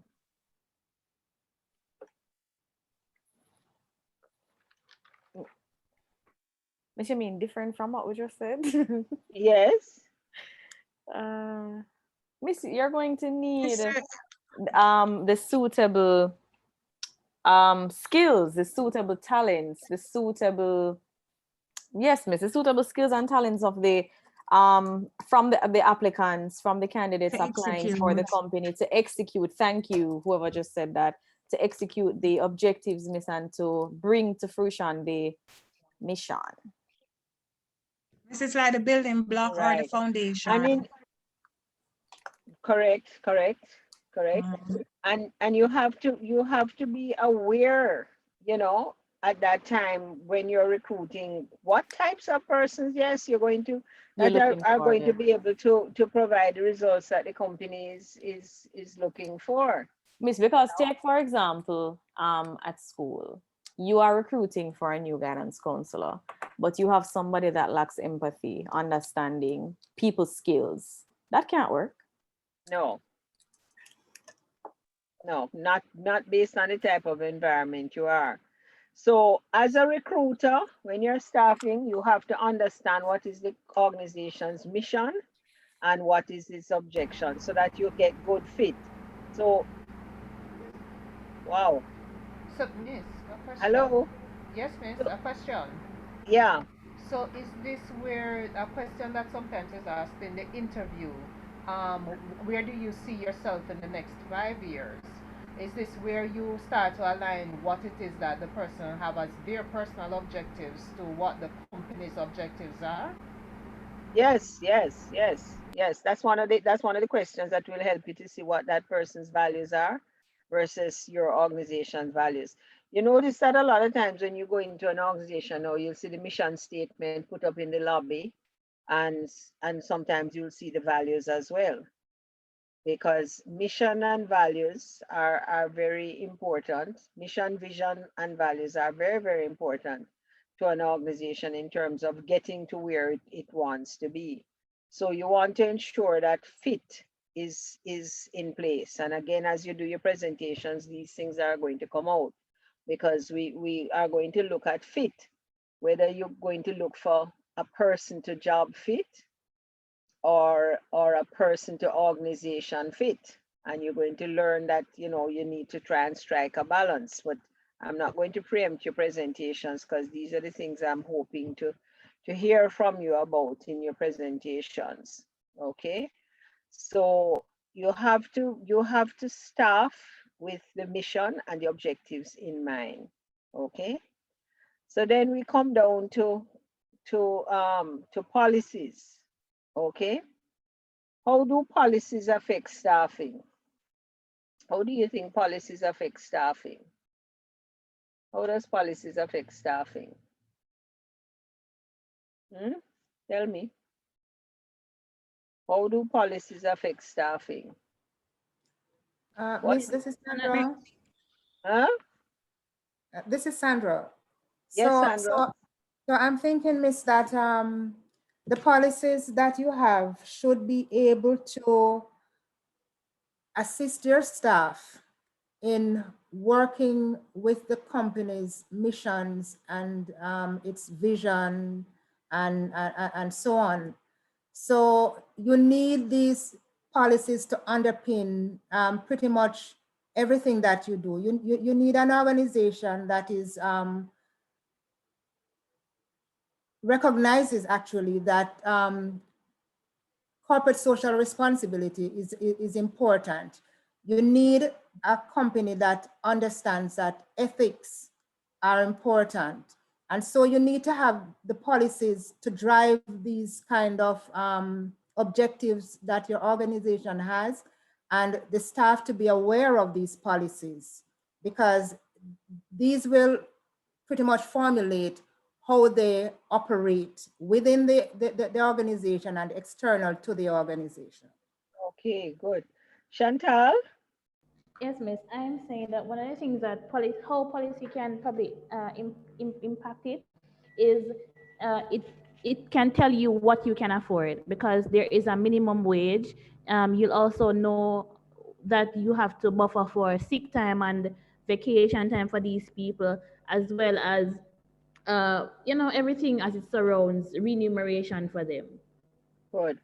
So in a nutshell, the HR policies are very, very important, because not only does it have to establish the values that a company has, like what Sandra was saying, etc., or does it have to establish the compensation, but it also dictates how staffing should be carried out.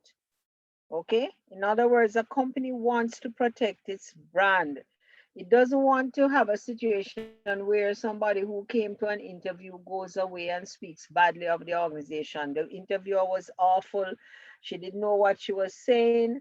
I know I wasn't getting that job because of her body language and all that sort of stuff. So company policies must also have policies about staffing.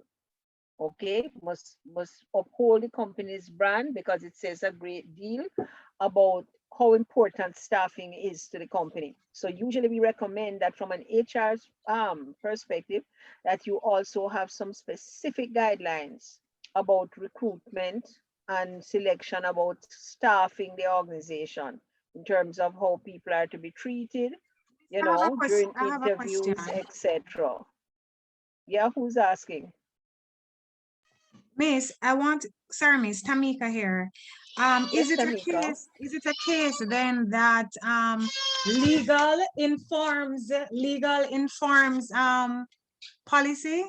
Yes. Would we say that? Legal Yes. informs policy, so the Yes, two yes, work together? the policies have to have a legal basis as well, because remember, you're also governed by your labor laws. Okay, so some companies will have some policies that are unique to them, but you still have to make sure that they're within the ambit of the law. You know, so different companies are going to have some unique policies. Okay, but whatever you do, you have to make sure that they can be legally tested.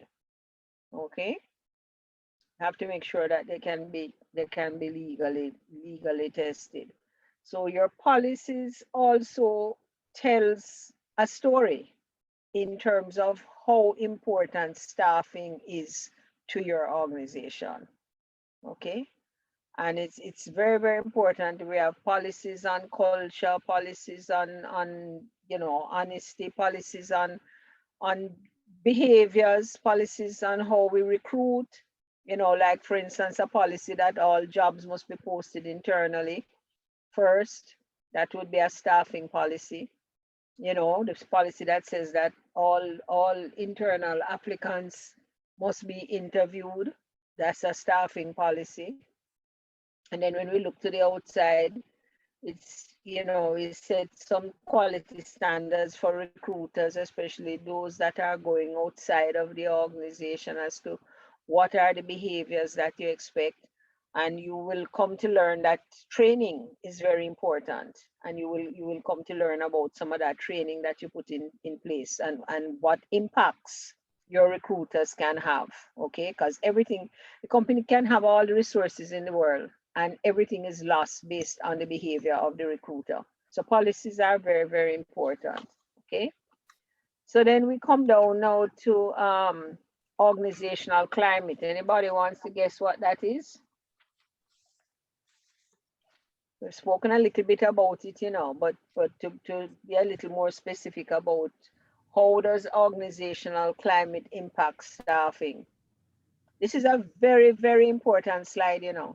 Miss, I feel like, sorry. You know how much time we have, you see how much time we have spent on it, which should tell you something. It's a very, very important slide. Miss, I feel like, this is Anarchy. I feel like all organizational climate, most of these, I can't say because of the comment, most of these, right, the internal environment, that this bottom half of it, I feel like they're all intertwined in some way.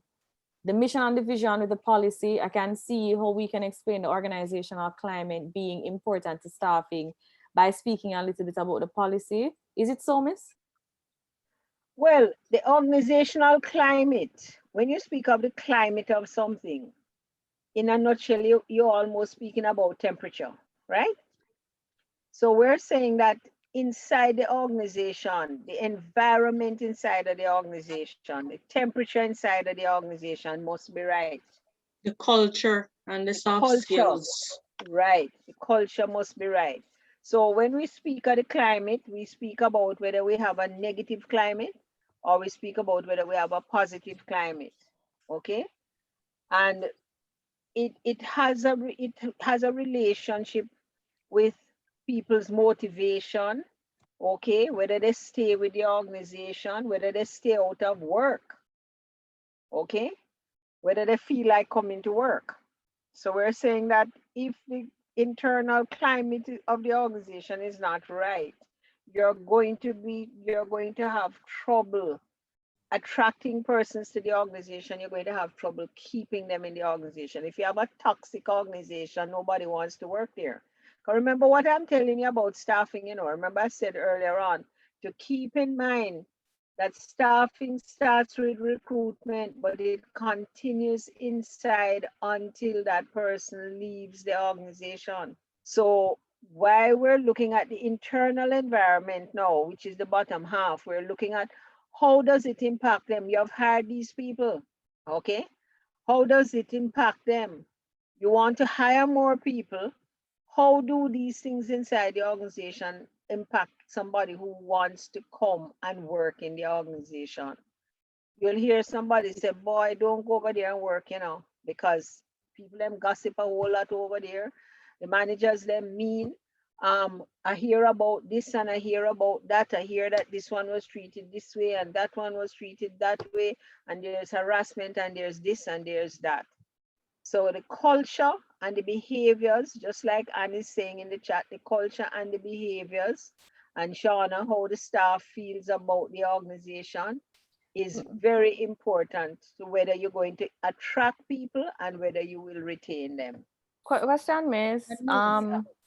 Is the, and okay again, would this slide hasn't come up yet, but in that reading, I came across, as I was telling you, the 2 goals of strategic staffing, Miss, would here for the organizational climate, would the outcome goals come out here? Yes, they would. That is our next module. We're going to talk about those process goals and outcome goals. Okay. But the climate of an organization is not right. You're going to have people who will come and don't stay, or people who don't come at all, who don't want to work there. Okay, don't want to work there. They hear that the practices are unfair, and that now ties into the second one, which is management philosophy. Okay, management. Just before you go on to that aspect of it, I was gonna say also that the labor relations the labor relations atmosphere affects the whole organizational climate as well. Because if you have an organization that, because of the unfair practices of the organization, the unions have to be intervening constantly. There's always unrest.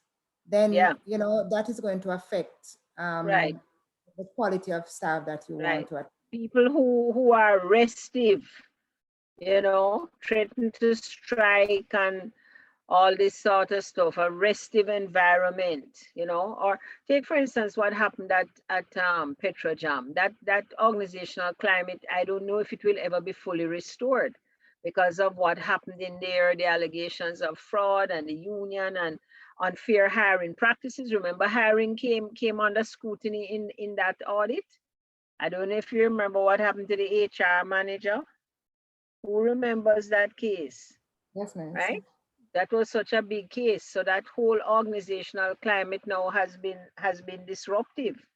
And you have to be careful. You know, if people don't have a healthy climate, they don't want to come to work, their motivation is low, the morale is low, nobody wants to come and join the organization, and everybody is looking for jobs elsewhere.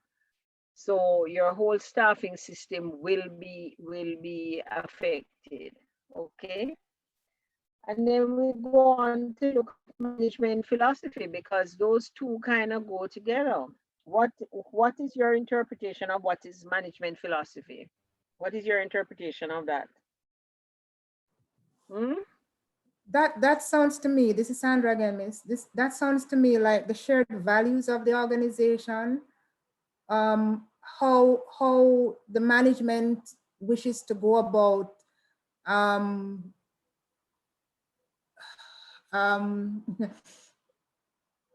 how the staff and management relate to each other, what it is they're saying with their actions versus what they're saying with their voice, you know, trying to have some kind of sameness.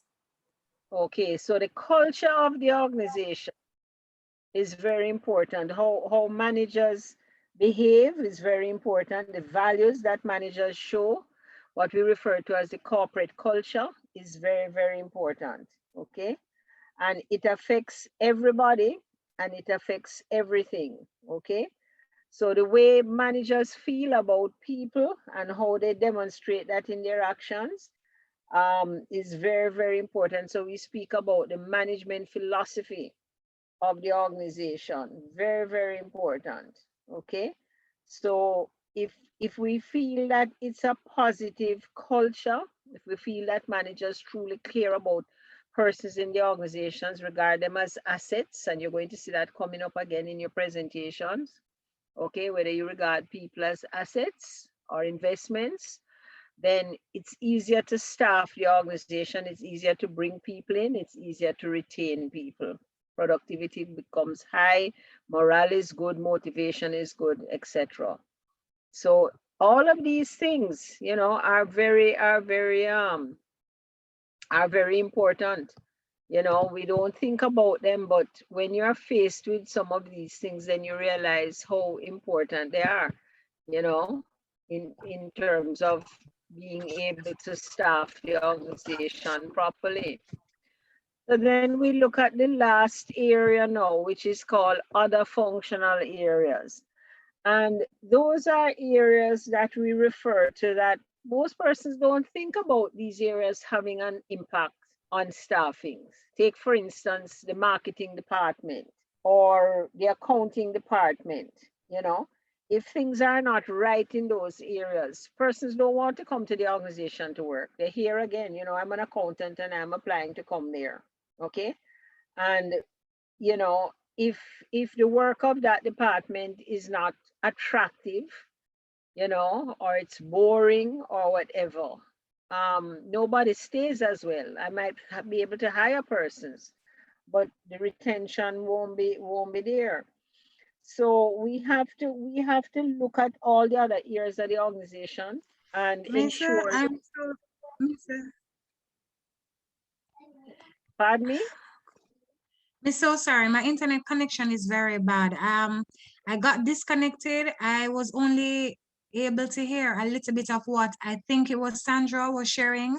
So sorry, I didn't hear everything, but I wanted to ask, when you were mentioning management philosophy, is it, if it relates? So that's what I'm really asking.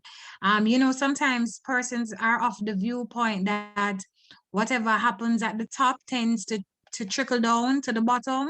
So when we speak of management philosophy, then if we don't have good relationships at that level in terms of the management and staff, or if the management have bad practices that are maybe counter to the area of the what you call it, the business, then is that a case where would that be a part of management philosophy where persons would perceive that it goes That's what down I to was staff? saying. I was saying before that the management behavior impacts staffing, because if you have managers who don't show that they care about their staff or have a negative feeling about the company, you have some managers that will badmouth the company, etc.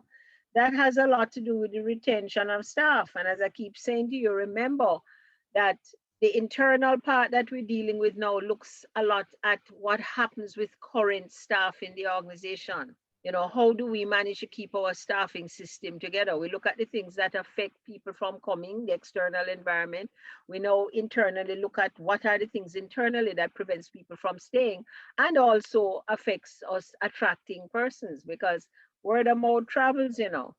Word of mouth travels. A lot of organizations use an employee referral system as a good source of sourcing applicants for positions. And some of them have some very specific programs where you can earn some money by referring persons.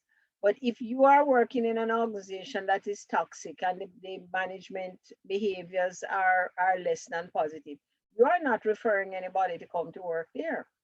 As well as if it's that toxic, after a while you get burnt out and you feel that you just want to leave, you just want to get out of this place. So the management, the organizational culture and the management philosophy are very, very important in terms of both attracting and retaining staff.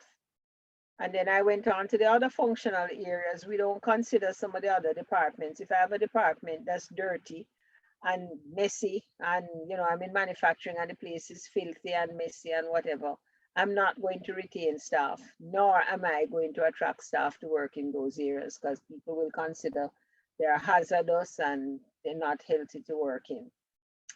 So basically, we come to the end of this slide, and to keep in mind that these are factors that will prevent you from either attracting employees or retaining employees. And it's very, very important. Very, very important. It's a very important slide. What are the questions you have about what we just did? Come, before I close this module, let me see what other questions you had about what we have done this evening so far before I close this module. Remember, you know, you only have two classes with me, so use your time wisely with me. Okay. Miss, what I didn't have much of a question, but one of the things that kind of stood out for me was with respect to the customers. And I was thinking now on JetBlue in terms of the decision that they made to fire the lady who, yes, her thing now, maybe when they looked at it, they're like, okay, imagine Jamaicans decide to boycott using their airlines, that's a huge loss just for one mistake by an employee, a deadly mistake.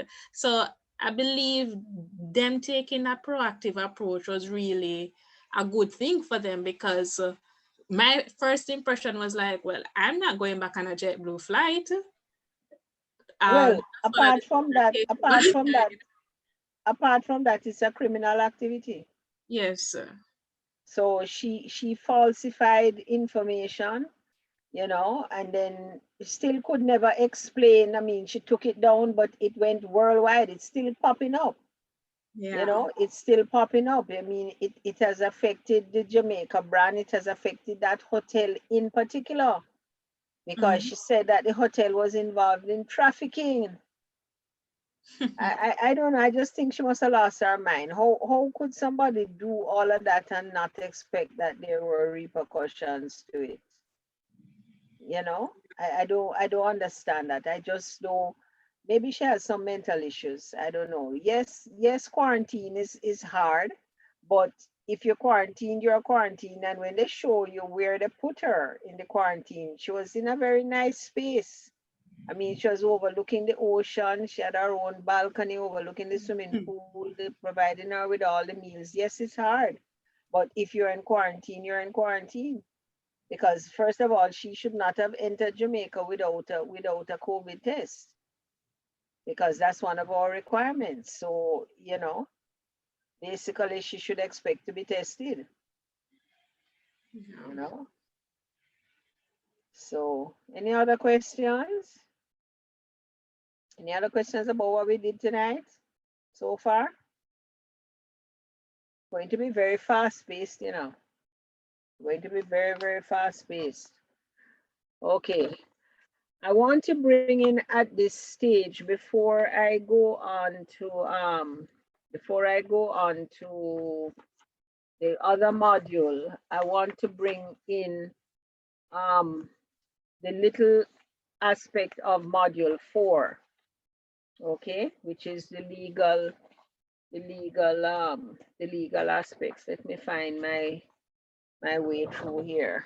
What did I do with that? I want us to look at those legal aspects. Did I throw away my people? Oh dear. Oh dear, oh dear, oh dear. Let's see. No, I didn't throw it away. It's right here. I want us to switch over to module 4, and then I'll come back to module 2. Okay, so let me try to see if I can get this thing to, don't tell me I'm frozen now. Oh.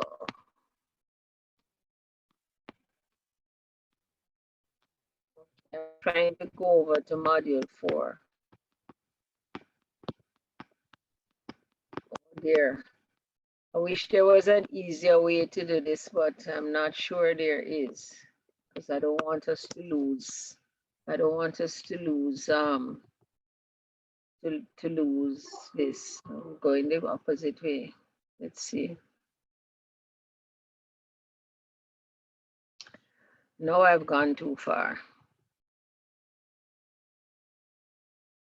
Sorry for affecting your eyes like this, but I can't figure out a different. Okay, here we go. Okay, I want us to touch basically, because I didn't give you this in your presentation. So I want to just touch very quickly what happens with some of the legal aspects. As I said to you, your book has a lot of stuff on the American environment, okay? And even though you need to know some of that, it's not totally important for you to know about like their equal opportunity laws and that sort of thing. So I just want to bring to your attention a couple of things about the legal aspects of staffing, okay? As I said, when you go over to Dr. Taylor's course, you're going to touch on some of those things as it pertains to the labor relations, right? But laws and regulations are very, very important in staffing. And for that reason, there's a lot of requirements that have been imposed on staffing activities. And if we have, as you've heard me saying, and this might sound a little repetitious, but if you have poor practices or ineffective practices, as they say here, and also non-conformance or non-compliance with its staffing practices, meaning things like the labor law, then you can have a lot of litigation. You can be facing a lot of litigation and costs can be substantial. I'll give you another little simple example of something today. My same BPO client received a package today, a FedEx package, and when they opened it, it was a subpoena from the state of Michigan in the US. And when they called me about it, I said, come read it to me, etc. And when I read it, what it is a former employee who worked there, who apparently has now gotten married, seemed to be suing somebody else up there, but we don't know what the person is suing them for. And they want us to send her total personnel file. They said they want all her employment records, including her performance appraisals, her employment records and whatever. And I said to the company, I said, no, hold on. This can't be done like that. There is a little letter in there from her attorneys there saying she has given permission for this file to be staffed, to be sent. But when we looked at even the signature doesn't match the signature that we have on file. And this is why, you cannot dispose of employee records. You know that you have to keep employee records for, well, most records have to be kept for 7 years, but I encourage persons to keep employee records for longer than that, because you don't know what's going to pop up. So I said to them, nope, this can't be done like that. First of all, we now have the Information Act, and I'm just not sure how far the Information Act goes as yet, how far it goes. I'm going to try and look at it tomorrow to see what parts of it have been passed. And I said, she has not contacted the company either.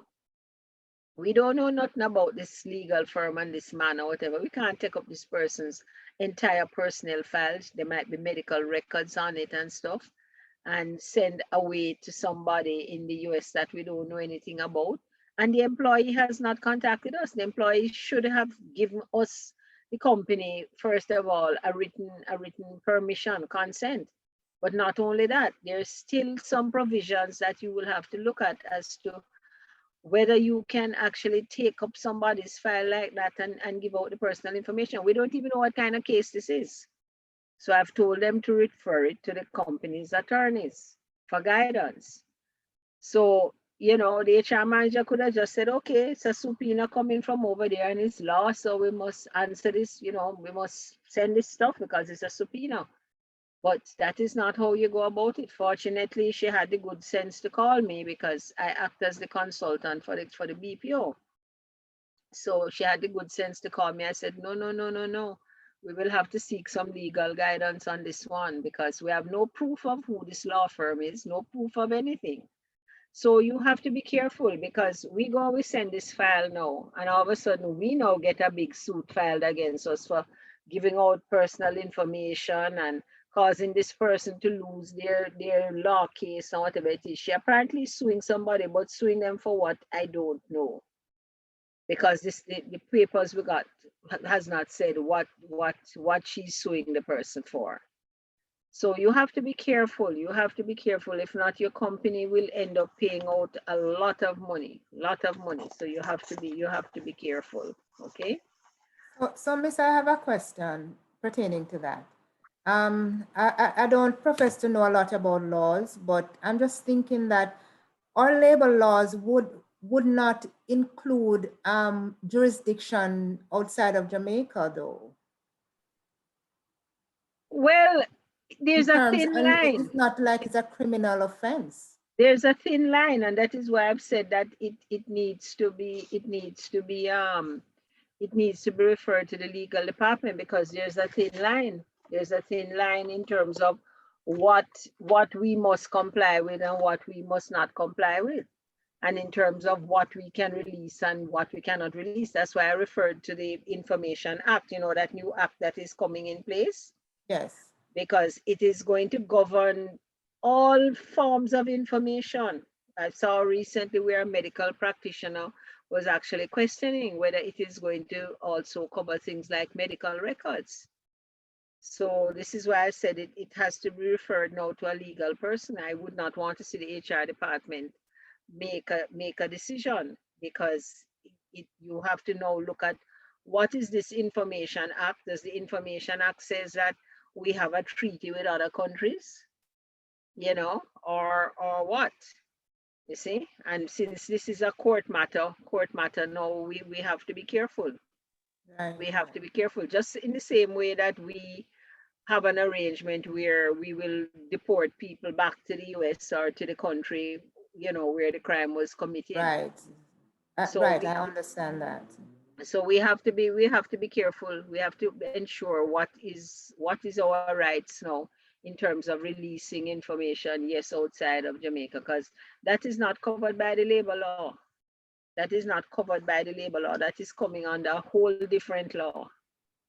That's a whole different law. That's why I'm saying the Information Act is what comes to my mind, you know, in terms of what are the agreements under the Information Act, because you go and release somebody's personal information like that, you could be in for a lot of problems. And we don't know who this man is. We don't know who this lawyer is, nor whatever. We don't even know what the case is.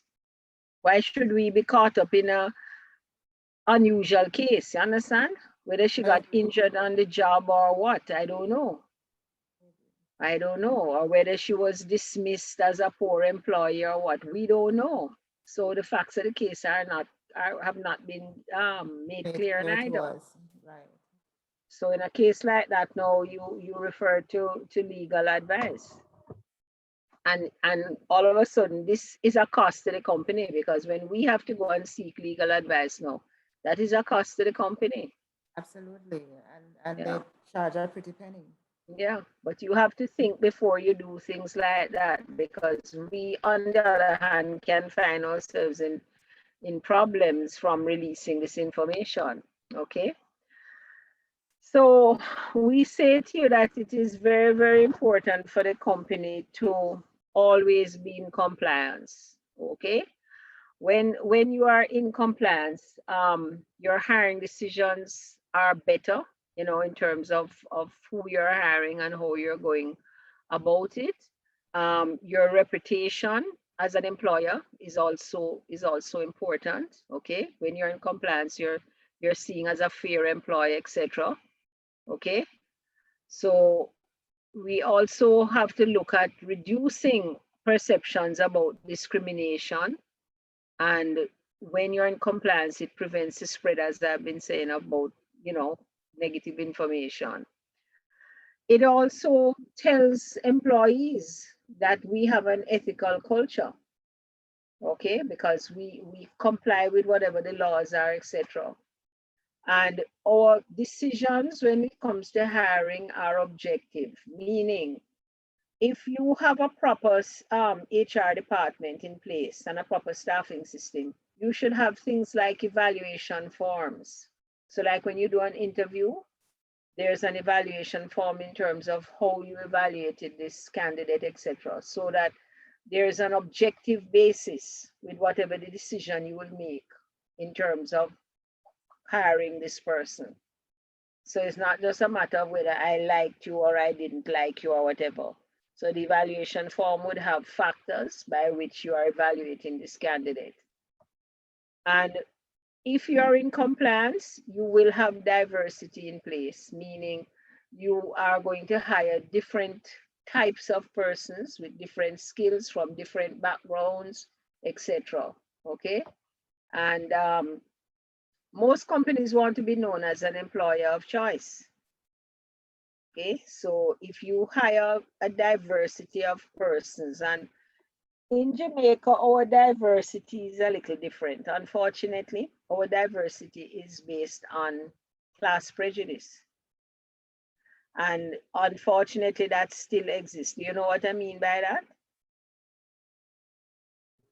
Yes. Hello? From the upper echelons of society and those who are from the inner city. Right, right. People are still looking at addresses.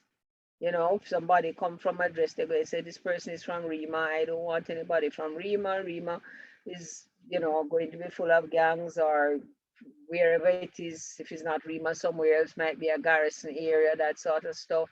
Or, you know, you have those kind of things still resting in the minds of persons who have to do hiring. So we need to be in compliance with the labor laws, and we need to be in compliance with other laws that can affect our staffing practices, okay? So that, again, the organization stays litigation free, and also the organization, you know, is able to work towards being what we call the employer of choice, a good place to work, okay? Just like how we're trying to promote Jamaica as what? A good place to live and raise children and whatever. The vision 2030, right?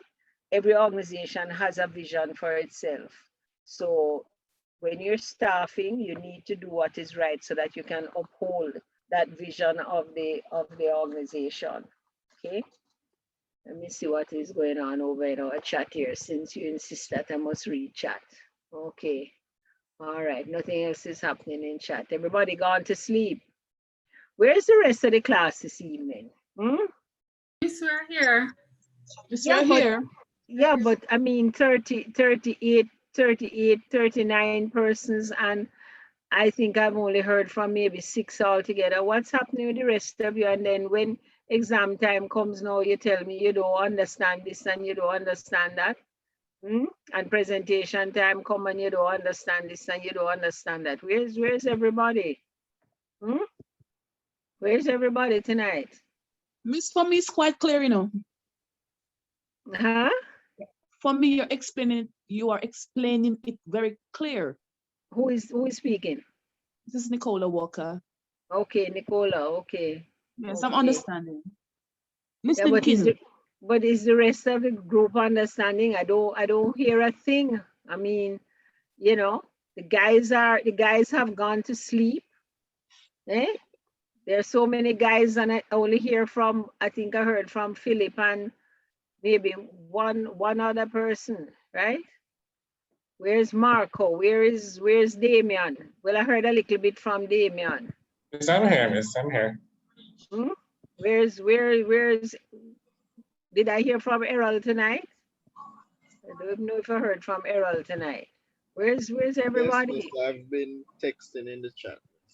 You've been texting in the chat. Okay, you resort to chat. Okay. All right. Well, let me move on. So we're going to look at types of employment contracts. Okay. Do you know that the The letter that you get when you're being employed is a contract.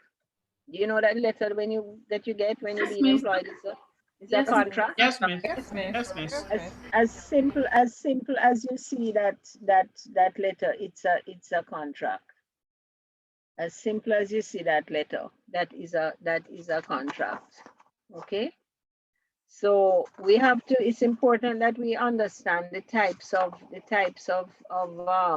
contracts that we get, okay, or that you will issue, because HR is responsible for issuing all these contracts. So if you don't understand what you're issuing, then you get into trouble as well. Okay. So an employment contract is usually specific, verbal, or written. Do you know that you have verbal contracts? Anybody knows that you have verbal contracts? If you go and tell somebody that you are going to hire them and they are to report to work by a certain date, and the person shows up there, and then you said, Lord, I forgot to tell you that we don't really have a job. You know, I was just thinking maybe we had a job. Do you know that if you're in another country, that person can sue you? Did you know that? Because Yes, basically that's what we call an agreement in principle. So you have to be careful when you're making these promises. Okay. Question, miss. In a situation, yeah, go ahead. In a situation with the verbal contracts, especially if it's just you and I speaking, there's no one else would have heard the agreement. It would not have been recorded. How do you then, in terms of if someone negates on the agreement, how can you prove that there was a contract more so than beyond hearsay, or he or she said? Well, sometimes they're able to prove it. You know, they go and relate sometimes, and you see that cell phone, the person might have even recorded you on the cell phone. Okay, and it ties right into the next one there, that is implicit employment contract, and understanding that is not a part of a written or verbal contract. You tell that person that, you know, you are going to hire them and they must report to work on a certain date or whatever. And as I said, in the advent of cell phone now, they record that. And you don't have a leg to stand on. Now, again, our local laws are not mature enough. But if you're in another country, you can't do it and get away with it. It will hold up what is called an agreement in principle. And if the person can prove you met with them more than once, that they said where you met with them, the time, the date, the whatever, how are you going to deny that? But question is, if let's say I am an HR professional at an organization and I made a verbal agreement for a contractor to come in and do something. Let's say for whatever reason, there may have been a situation that happened subsequent to me making that agreement, and the company would have terminated my employment with immediate effect based on what I may have done. Would the company still be required to honor that verbal contract that I made? Yes, a lot of times it's enforceable, because the person might prove where it has also costed them, etc., etc. They may have hired persons in order to carry out this work. They may have procured materials, etc., etc. Yeah. Now, locally, we might get away with it, but in another country, you can't, because there are laws like that, and we discourage people from making promises. In the same way that we see people making promises, okay, fine, you gave somebody a written employment contract, but you made promises to them outside of that written contract. I'm going to give you an office with a window. And, you know, yes, even though our policy is 2 weeks vacation, you will get 3 weeks vacation. Even though you wrote in the letter, you will get vacation according to our established policy. But you told the person that they were going to get 3 weeks vacation. It's 2 weeks normally, man, but I'm going to make sure you get 3, and that sort of stuff. So you have to be careful with both the explicit and the implicit terms of a contract. Very, very important. Can cause you a lot of headaches. Okay. Okay. Okay, and then we look at the types of employment relationships. Now, Dr. Taylor is going to get into a lot of this, I think, in his labor relations, but it's important for you to just understand some of these provisions, okay? Does anybody know what at-will employment is? Does anybody know what at-will employment is? You all should know, you know. You all should know. What is at-will employment? Nobody knows? Well, I don't know for sure, but I'm just going to hazard a guess that it is one in which you accept the terms of the employment at your own will. You were not forced to do so. Not completely. Do you see that you know that the probationary period is at will employment? What it means is that during that, or yes, either parties can terminate yes. Either party can terminate the relationship at any time or for just cause. Okay, and even after the probationary period, when you see the part in the letter that says you are to provide the company will give you 1 month's notice upon separation, or you know what can give the company 1 month's notice. You're required to give the company 1 month's notice upon separation. That is at will employment, because at will employment, especially in the probationary period, is for just cause, no cause, or even for a cause that is not properly established, as long as it is proved to be legal. And this is why in the labor laws now, they have a protective mechanism in the labor laws that says that anybody who is being terminated must be given a hearing. Okay, so even if I have stolen money, I must be given a hearing before I can be terminated. Okay, and that is one of the protective mechanisms now in terms of what they call natural justice, and in terms of ensuring that there is also some further support as far as at-will employment is concerned. But during the probationary period, you don't have to give a reason for terminating somebody, nor does the person have to give a reason for leaving your employment. And this is why you need to be careful again with your hiring, because you can imagine you have spent a lot of money to hire somebody and you bring them in from overseas and you have them on probation. And before the end of the 3 months, they tell you that they're leaving. Okay, or you may have extended their probation, because the Jamaica law allows you to extend probation up to 6 months. And they do the 6 months and then say to you, you know, they just resign and leave. So that is what is referred to in the law as at-will employment. Look at it in your book. It has a nice definition in there. Okay, and all of these things that I'm telling you in the legal concept have good definitions in the book. Contingent workers. We have contingent workers because all of these short-term contracts that we have, those are contingent workers, meaning you only come to work for a period of time and leave. Okay, and you should know what outsourcing is. What is outsourcing? What is outsourcing? You know what outsourcing is? It's when you have an external entity that handles the work. So for example, a company might outsource their marketing or have a financial institution. Right. Right. And I've seen even HR outsource, like, because like with me now and my role with the BPO, this is outsourcing as well. Okay. This is actually outsourcing. Okay. So you have workers who are contingent, which are those that come together on short contracts.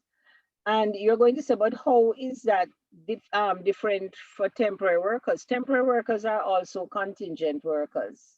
Okay. And sometimes a lot of those workers are hired directly by the organization, or sometimes they might be supplied by an agency. But they come in also for usually a period of time as well. And they are similar to contract workers too. And we find that sometimes temporary workers come in to fill a particular job with a particular skill, okay? Part-time and seasonal workers, okay?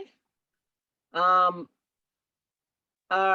workers who work less than 40 hours a week, okay, for part-timers. Seasonal workers are persons who come in and work during a particular time of the year. So like, for instance, if you're in the cane industry, the cane cutters are seasonal workers, okay? Persons who engage in summer employment, those are seasonal workers. You know that there's going to be a peak time during the summer, depending on the nature of your business. So you hire persons, you know, or at Christmas time, so you hire persons to come in and work like that. And those contracts must be very well stated. They have to be well stated. Those employment letters have to be well stated. Unionized workers, I don't think I have to really explain that to you, but those are persons who are represented by a union, okay? And the union negotiates the term of employment, the terms of their employment within the organization. So they have what they call collective bargaining agreements. And it will vary from industry to industry and company to company, okay? But as I said, when that happens, it affects a lot of things inside, because the union is almost like an HR manager inside as well, okay?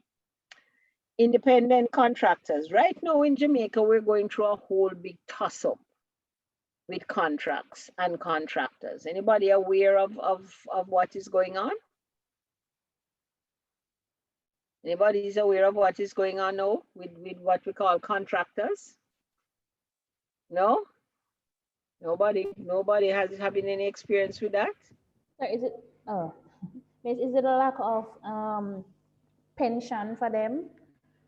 They have no benefits, but apart from that, it's a big toss-up now as to what really is going on, because basically when you have an independent contractor, that person is not directly employed to the organization. That person furnishes all their own stuff, and as we say, it's only the result of the work that the employer is involved in. So we're having a lot of toss-ups now because contracts are being used very loosely here in Jamaica for every Jesus thing, to avoid paying benefits, yes, and pension, and having more flexibility to avoid redundancy and stuff like that. So most persons are putting people on contract, okay? So basically, if you are an independent contractor, you are technically supposed to make your own, pay your own taxes, you know, you're responsible for your own equipment, all that sort of stuff. So this is why, like, the security companies, the security industry came under fire, and there's some specific laws that have been put in place, because all of the security guards are hired as independent contractors. I don't know if you know that. Even the belt they wear, they have to buy themselves. The shirts they wear, they have to buy them. The trousers they wear, they buy them. They're not provided with no those health uniforms. coverage either. Pardon me? There's no health coverage, health benefit. Well, there was a law, I think, that came in that says that they must be given health benefits, but I think a lot of the companies have not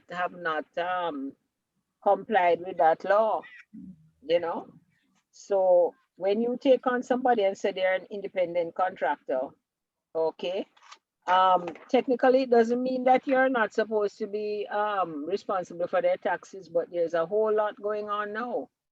And people are strategically using these independent contractors so they can control costs and so they can bring in talent as they need them as well. It's what they start. What I know, there was a time where they told them that they can pay their own taxes for independent contractors. employed at different hired at different companies.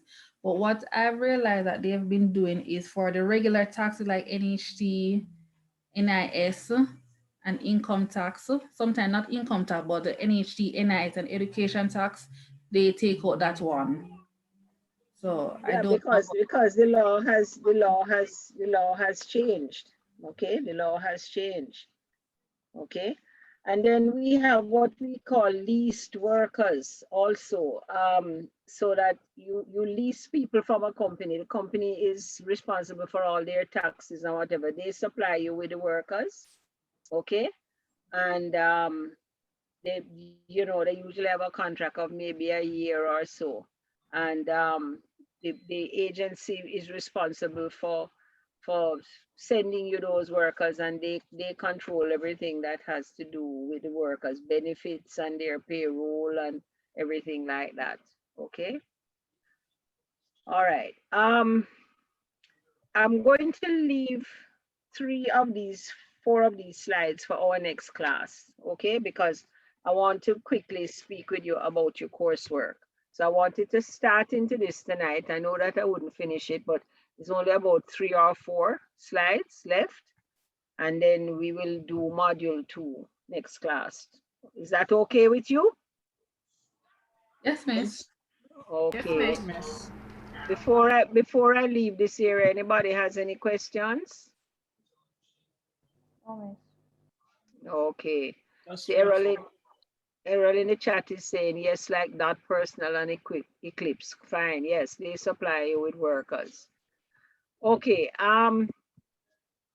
let me leave this, as I said, and then we will come back to this next week and just do the 3 slides and chapter 2. Okay. Okay. Did anybody have an opportunity to look at the coursework? Anybody had an opportunity to look at it? Miss, I did not see any on the Orville. Miss, Yes, miss. You sure?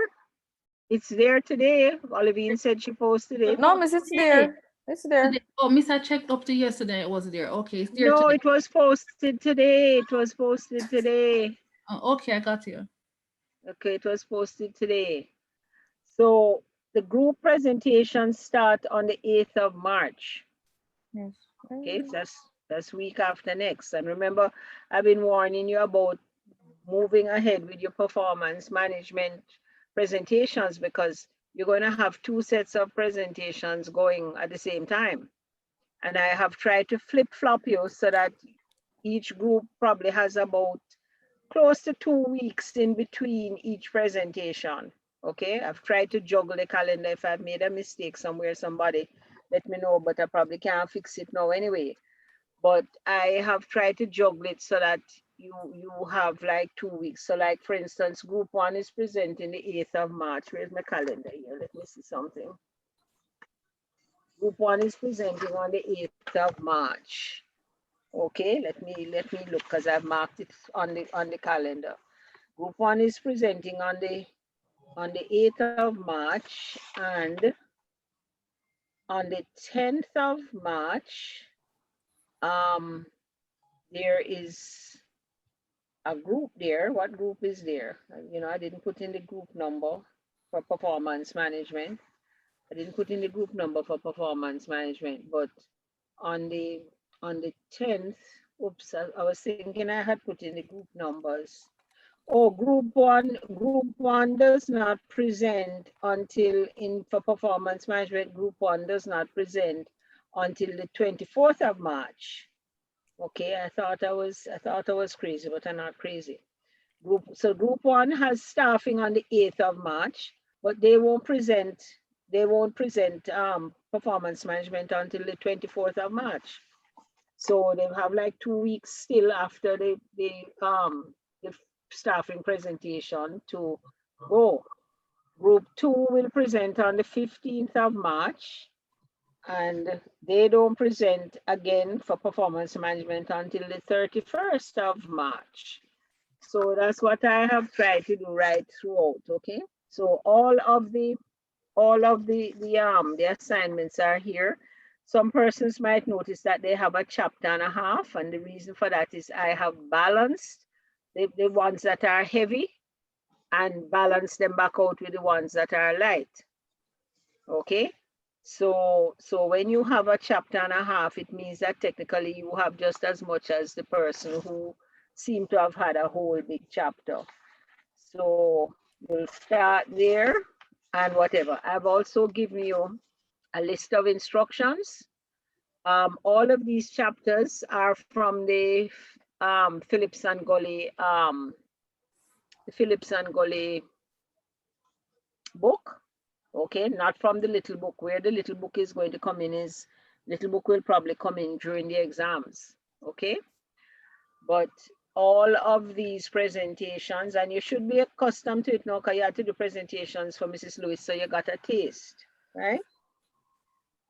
Now I am giving you an hour and a half to make your presentation. What do you think that is telling you? It must be detailed. Right, right.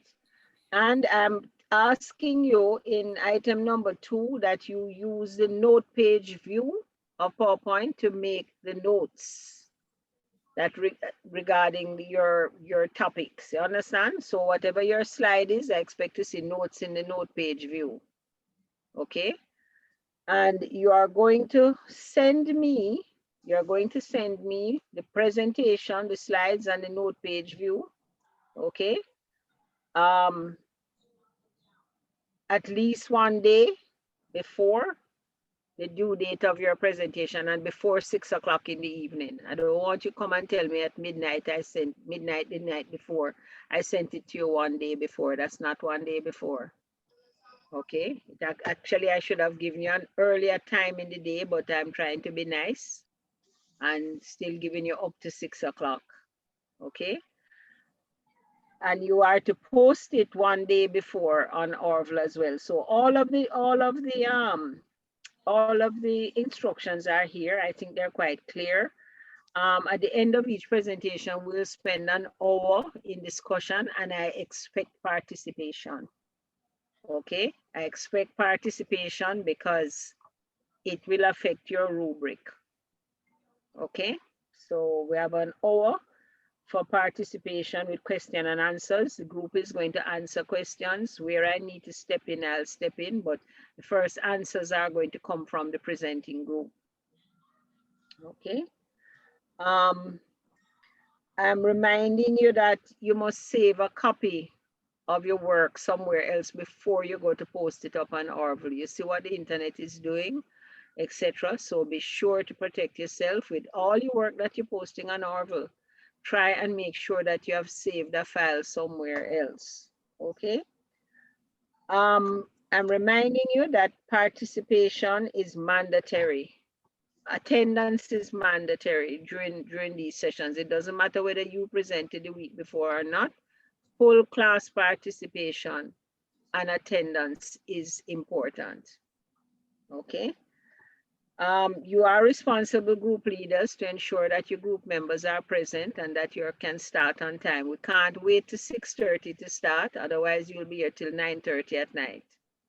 Okay, so I'm saying within 5 minutes of class time, we should start presentations. So class, you need to come to class on time.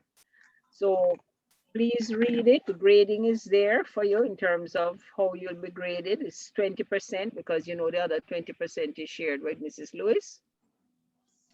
And the areas that I'll be looking at is the quality of the presentation, both the design and including design and transitions, grammar and mechanics, which includes the use of the allotted time as well, and the notes, and the collaboration and teamwork, and your demonstrated comprehension, which means understanding of the topics and the delivery of content. Okay. And I'm telling you that you can call me for clarifications. You can get hold of me, you know, send me an email for any clarifications that you may have. All right. So, any questions? Yes, any miss. questions? Any comments? Yeah. Question here. The presentation in Shireen. Yes, Shireen. The presentation is an hour and a half, and is it an hour and a half plus 1 hour for the discussion, or an hour and a half to include the 1 hour No, for no, discussion? no. 1 hour separate for the discussion. And I've That's written a that total quite, of 2.5 hours. yes, I've written, and Okay. the other half hour of the class is spent by me. Okay. So it's a full class time. And I think I have detailed it out. I said at the end of each presentation, there will be an additional 1 hour for questions from the class with answers and responses from the presenting group and the lecturer where necessary. Students are required to read all chapters and be prepared to participate in the question and answer sessions of all presentations. Okay, so I think I have written that quite clearly. When you go back and you read it again, you know, you shouldn't have any difficulty with it. Any other questions? Any other questions? No, miss. Okay. I guess the others decide they're gone to bed or they decide not to answer. Okay. No, miss, it's very clear. Truly. It's really Okay. clear. Okay, well, I hope so. Yes, I miss. hope so. I hope so. Okay, well, I think that brings us to the end of tonight. I'm letting you off a little early, right? Okay, miss. So thank you. See you on Wednesday. Yes, miss. Same Yes, place. that's true. That's true. That's true. Yes, see you on Wednesday, same place. Okay. Okay, miss. Hope you had a good class tonight. I enjoyed it. I don't know about you, but we did, miss. I did too, miss. Yes, miss. It was a good class. Got a good hope class. you had a good class. Yeah, little easier than performance management, but there are some technical areas too. Please read and be sure you understand your chapters. Everybody needs to read so that you can participate as well. Okay, don't just read the chapters that you are assigned to. You need to read all the chapters, because if, as I said to you, if I don't get participations, then I start calling on persons. Okay. Actually, miss, one question from me, actually. Who is this? Anna K. Yeah. Last time that we spoke about this, you said not all members of the group have to present. That stands, right, miss? Well, you have to show me though where there's been collaboration. Now, remember, you know, these presentations are a little different, you know, because like, I'll just use group one as an example. Group one has 1, 2, 3, 4, 5, 6 topics. 6 topics. Okay. Group 2 has 1, 2, 3, 4, 5 topics. Group 4 has 1, 2, 3, 4, 5, 6, 7, 8, 9, 10 topics. Simply because some of those topics are shorter, but there is enough to go around. And that's why I've given an hour and a half. So this, remember I told you that part of the rubric, the grading is on, let me remind you again, design and transitions. You know what that means? How you move from one topic to another. But I need to see evidence of participation, okay? Because again, you have on the rubric, you have an area for collaboration and teamwork, okay? So you will need to show me where there has been significant teamwork, okay? You have to show me where there's significant teamwork. Miss, the presentation is an hour and 30 hour and a half. Presentation is 1 hour and a half. So it's an hour and a half. Is it that, will you lose marks for using the time poorly? Meaning not going over the time, but let's say you're finished. Just for argument's sake, and I just putting it out there. Let's say that you're finished with your presentation, you believe, in an hour. I will have to look at the quality of the presentation. If I figure that you covered very well what you were supposed to cover, etc., then fine, I will mark it down. But if you skimmed over it and you finished in 1 hour, then Yes, I will look at it. Remember I told you item number All right, 2 so I in the guess that's a rubric yes, miss. is item number 2 in the rubric is grammar and mechanics, including use of allotted time and your notes. So I am not saying that you can't finish in an hour, but if you are going to be finished in an hour, it is up to you to ensure that you have done a comprehensive job with the chapter, with the content, and that your audience understands well what is happening. Okay, So it's not a matter of also just stretching it out to make up an hour and a half and having some whole heap of pictures instead of having some solid content.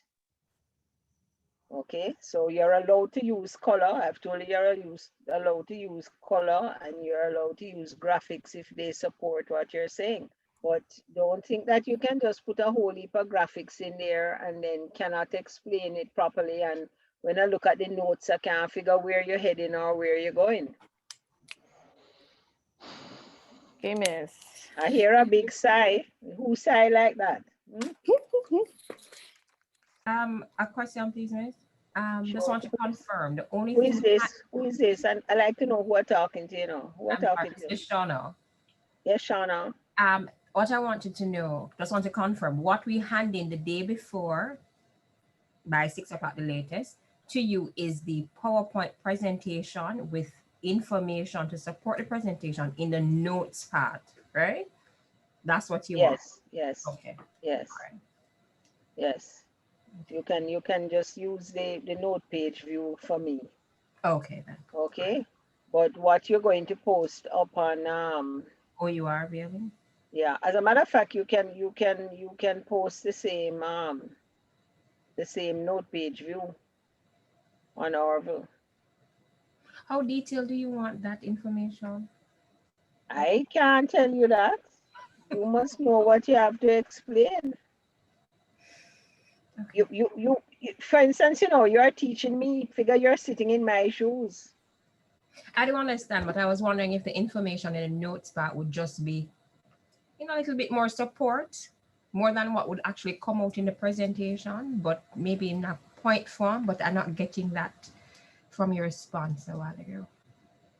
Well, your note pages somebody should be able to use your note page and understand what your slide is about. So you want it, or what the topic is about. So detailed. Okay then. But I do expect in the presentation that I will get a full understanding of what is what. Okay. So maybe your note pages can't hold every single word that you say, but there must be enough in the note pages to support what you're saying. Okay. Yeah. Okay. But I expect full narration when you are doing the presentations. Any other questions? Hello? Hello? No, miss. Not no, miss. No, miss. Not okay. Okay. Another one question. As it relates to going forward and going deeper with the preparation for this presentation, are you open to, or would we do that during class? Well, it can be done during classes. To emails to you asking for clarity or even support in that aspect? Say that again. I'm asking if you're open to emails as it relates to us needing additional information or guidance as it relates to us doing this assignment. Yeah, didn't I tell you that on the last notes of your things? On thing I said you may contact your lecturer if you need clarification as you prepare for delivery of the assignment. Yes. Okay. But don't come asking me to explain terminology to you. Noted. You following me? Yes, I follow you. I understand. Thank you. Who was that? Shauna. Okay, Shauna. Thank you. Yeah, man. I've always told you that you can email with a question. Somebody last week emailed me something about the presentations for performance management, and I clarified that. Sure. I try to answer as quickly as I can. I mightn't be able to answer you on the hour every hour, but I try to, to get to you at least within the same day. Okay. All right, so you all okay now? Yes. Everybody okay now? Yes, Miss. Yes, miss. For now, Miss. For now. Okay, all right. Well, you all be safe until I hear you on Wednesday. All right, Miss. You too be safe. Okay. All right, Okay, Miss. Good night. Good night. Good night. Night. God bless. Night, everyone.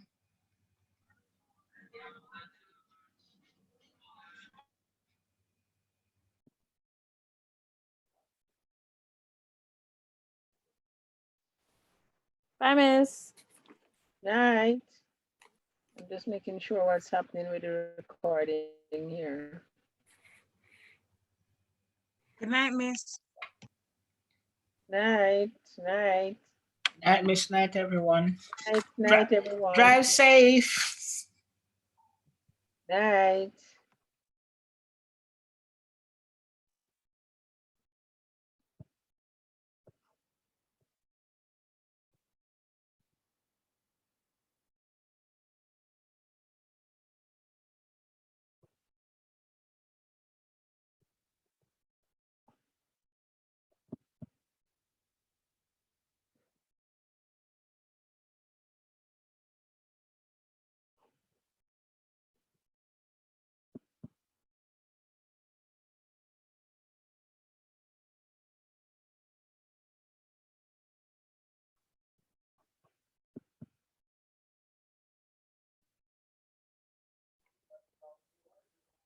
You ready to sign off now, Doc?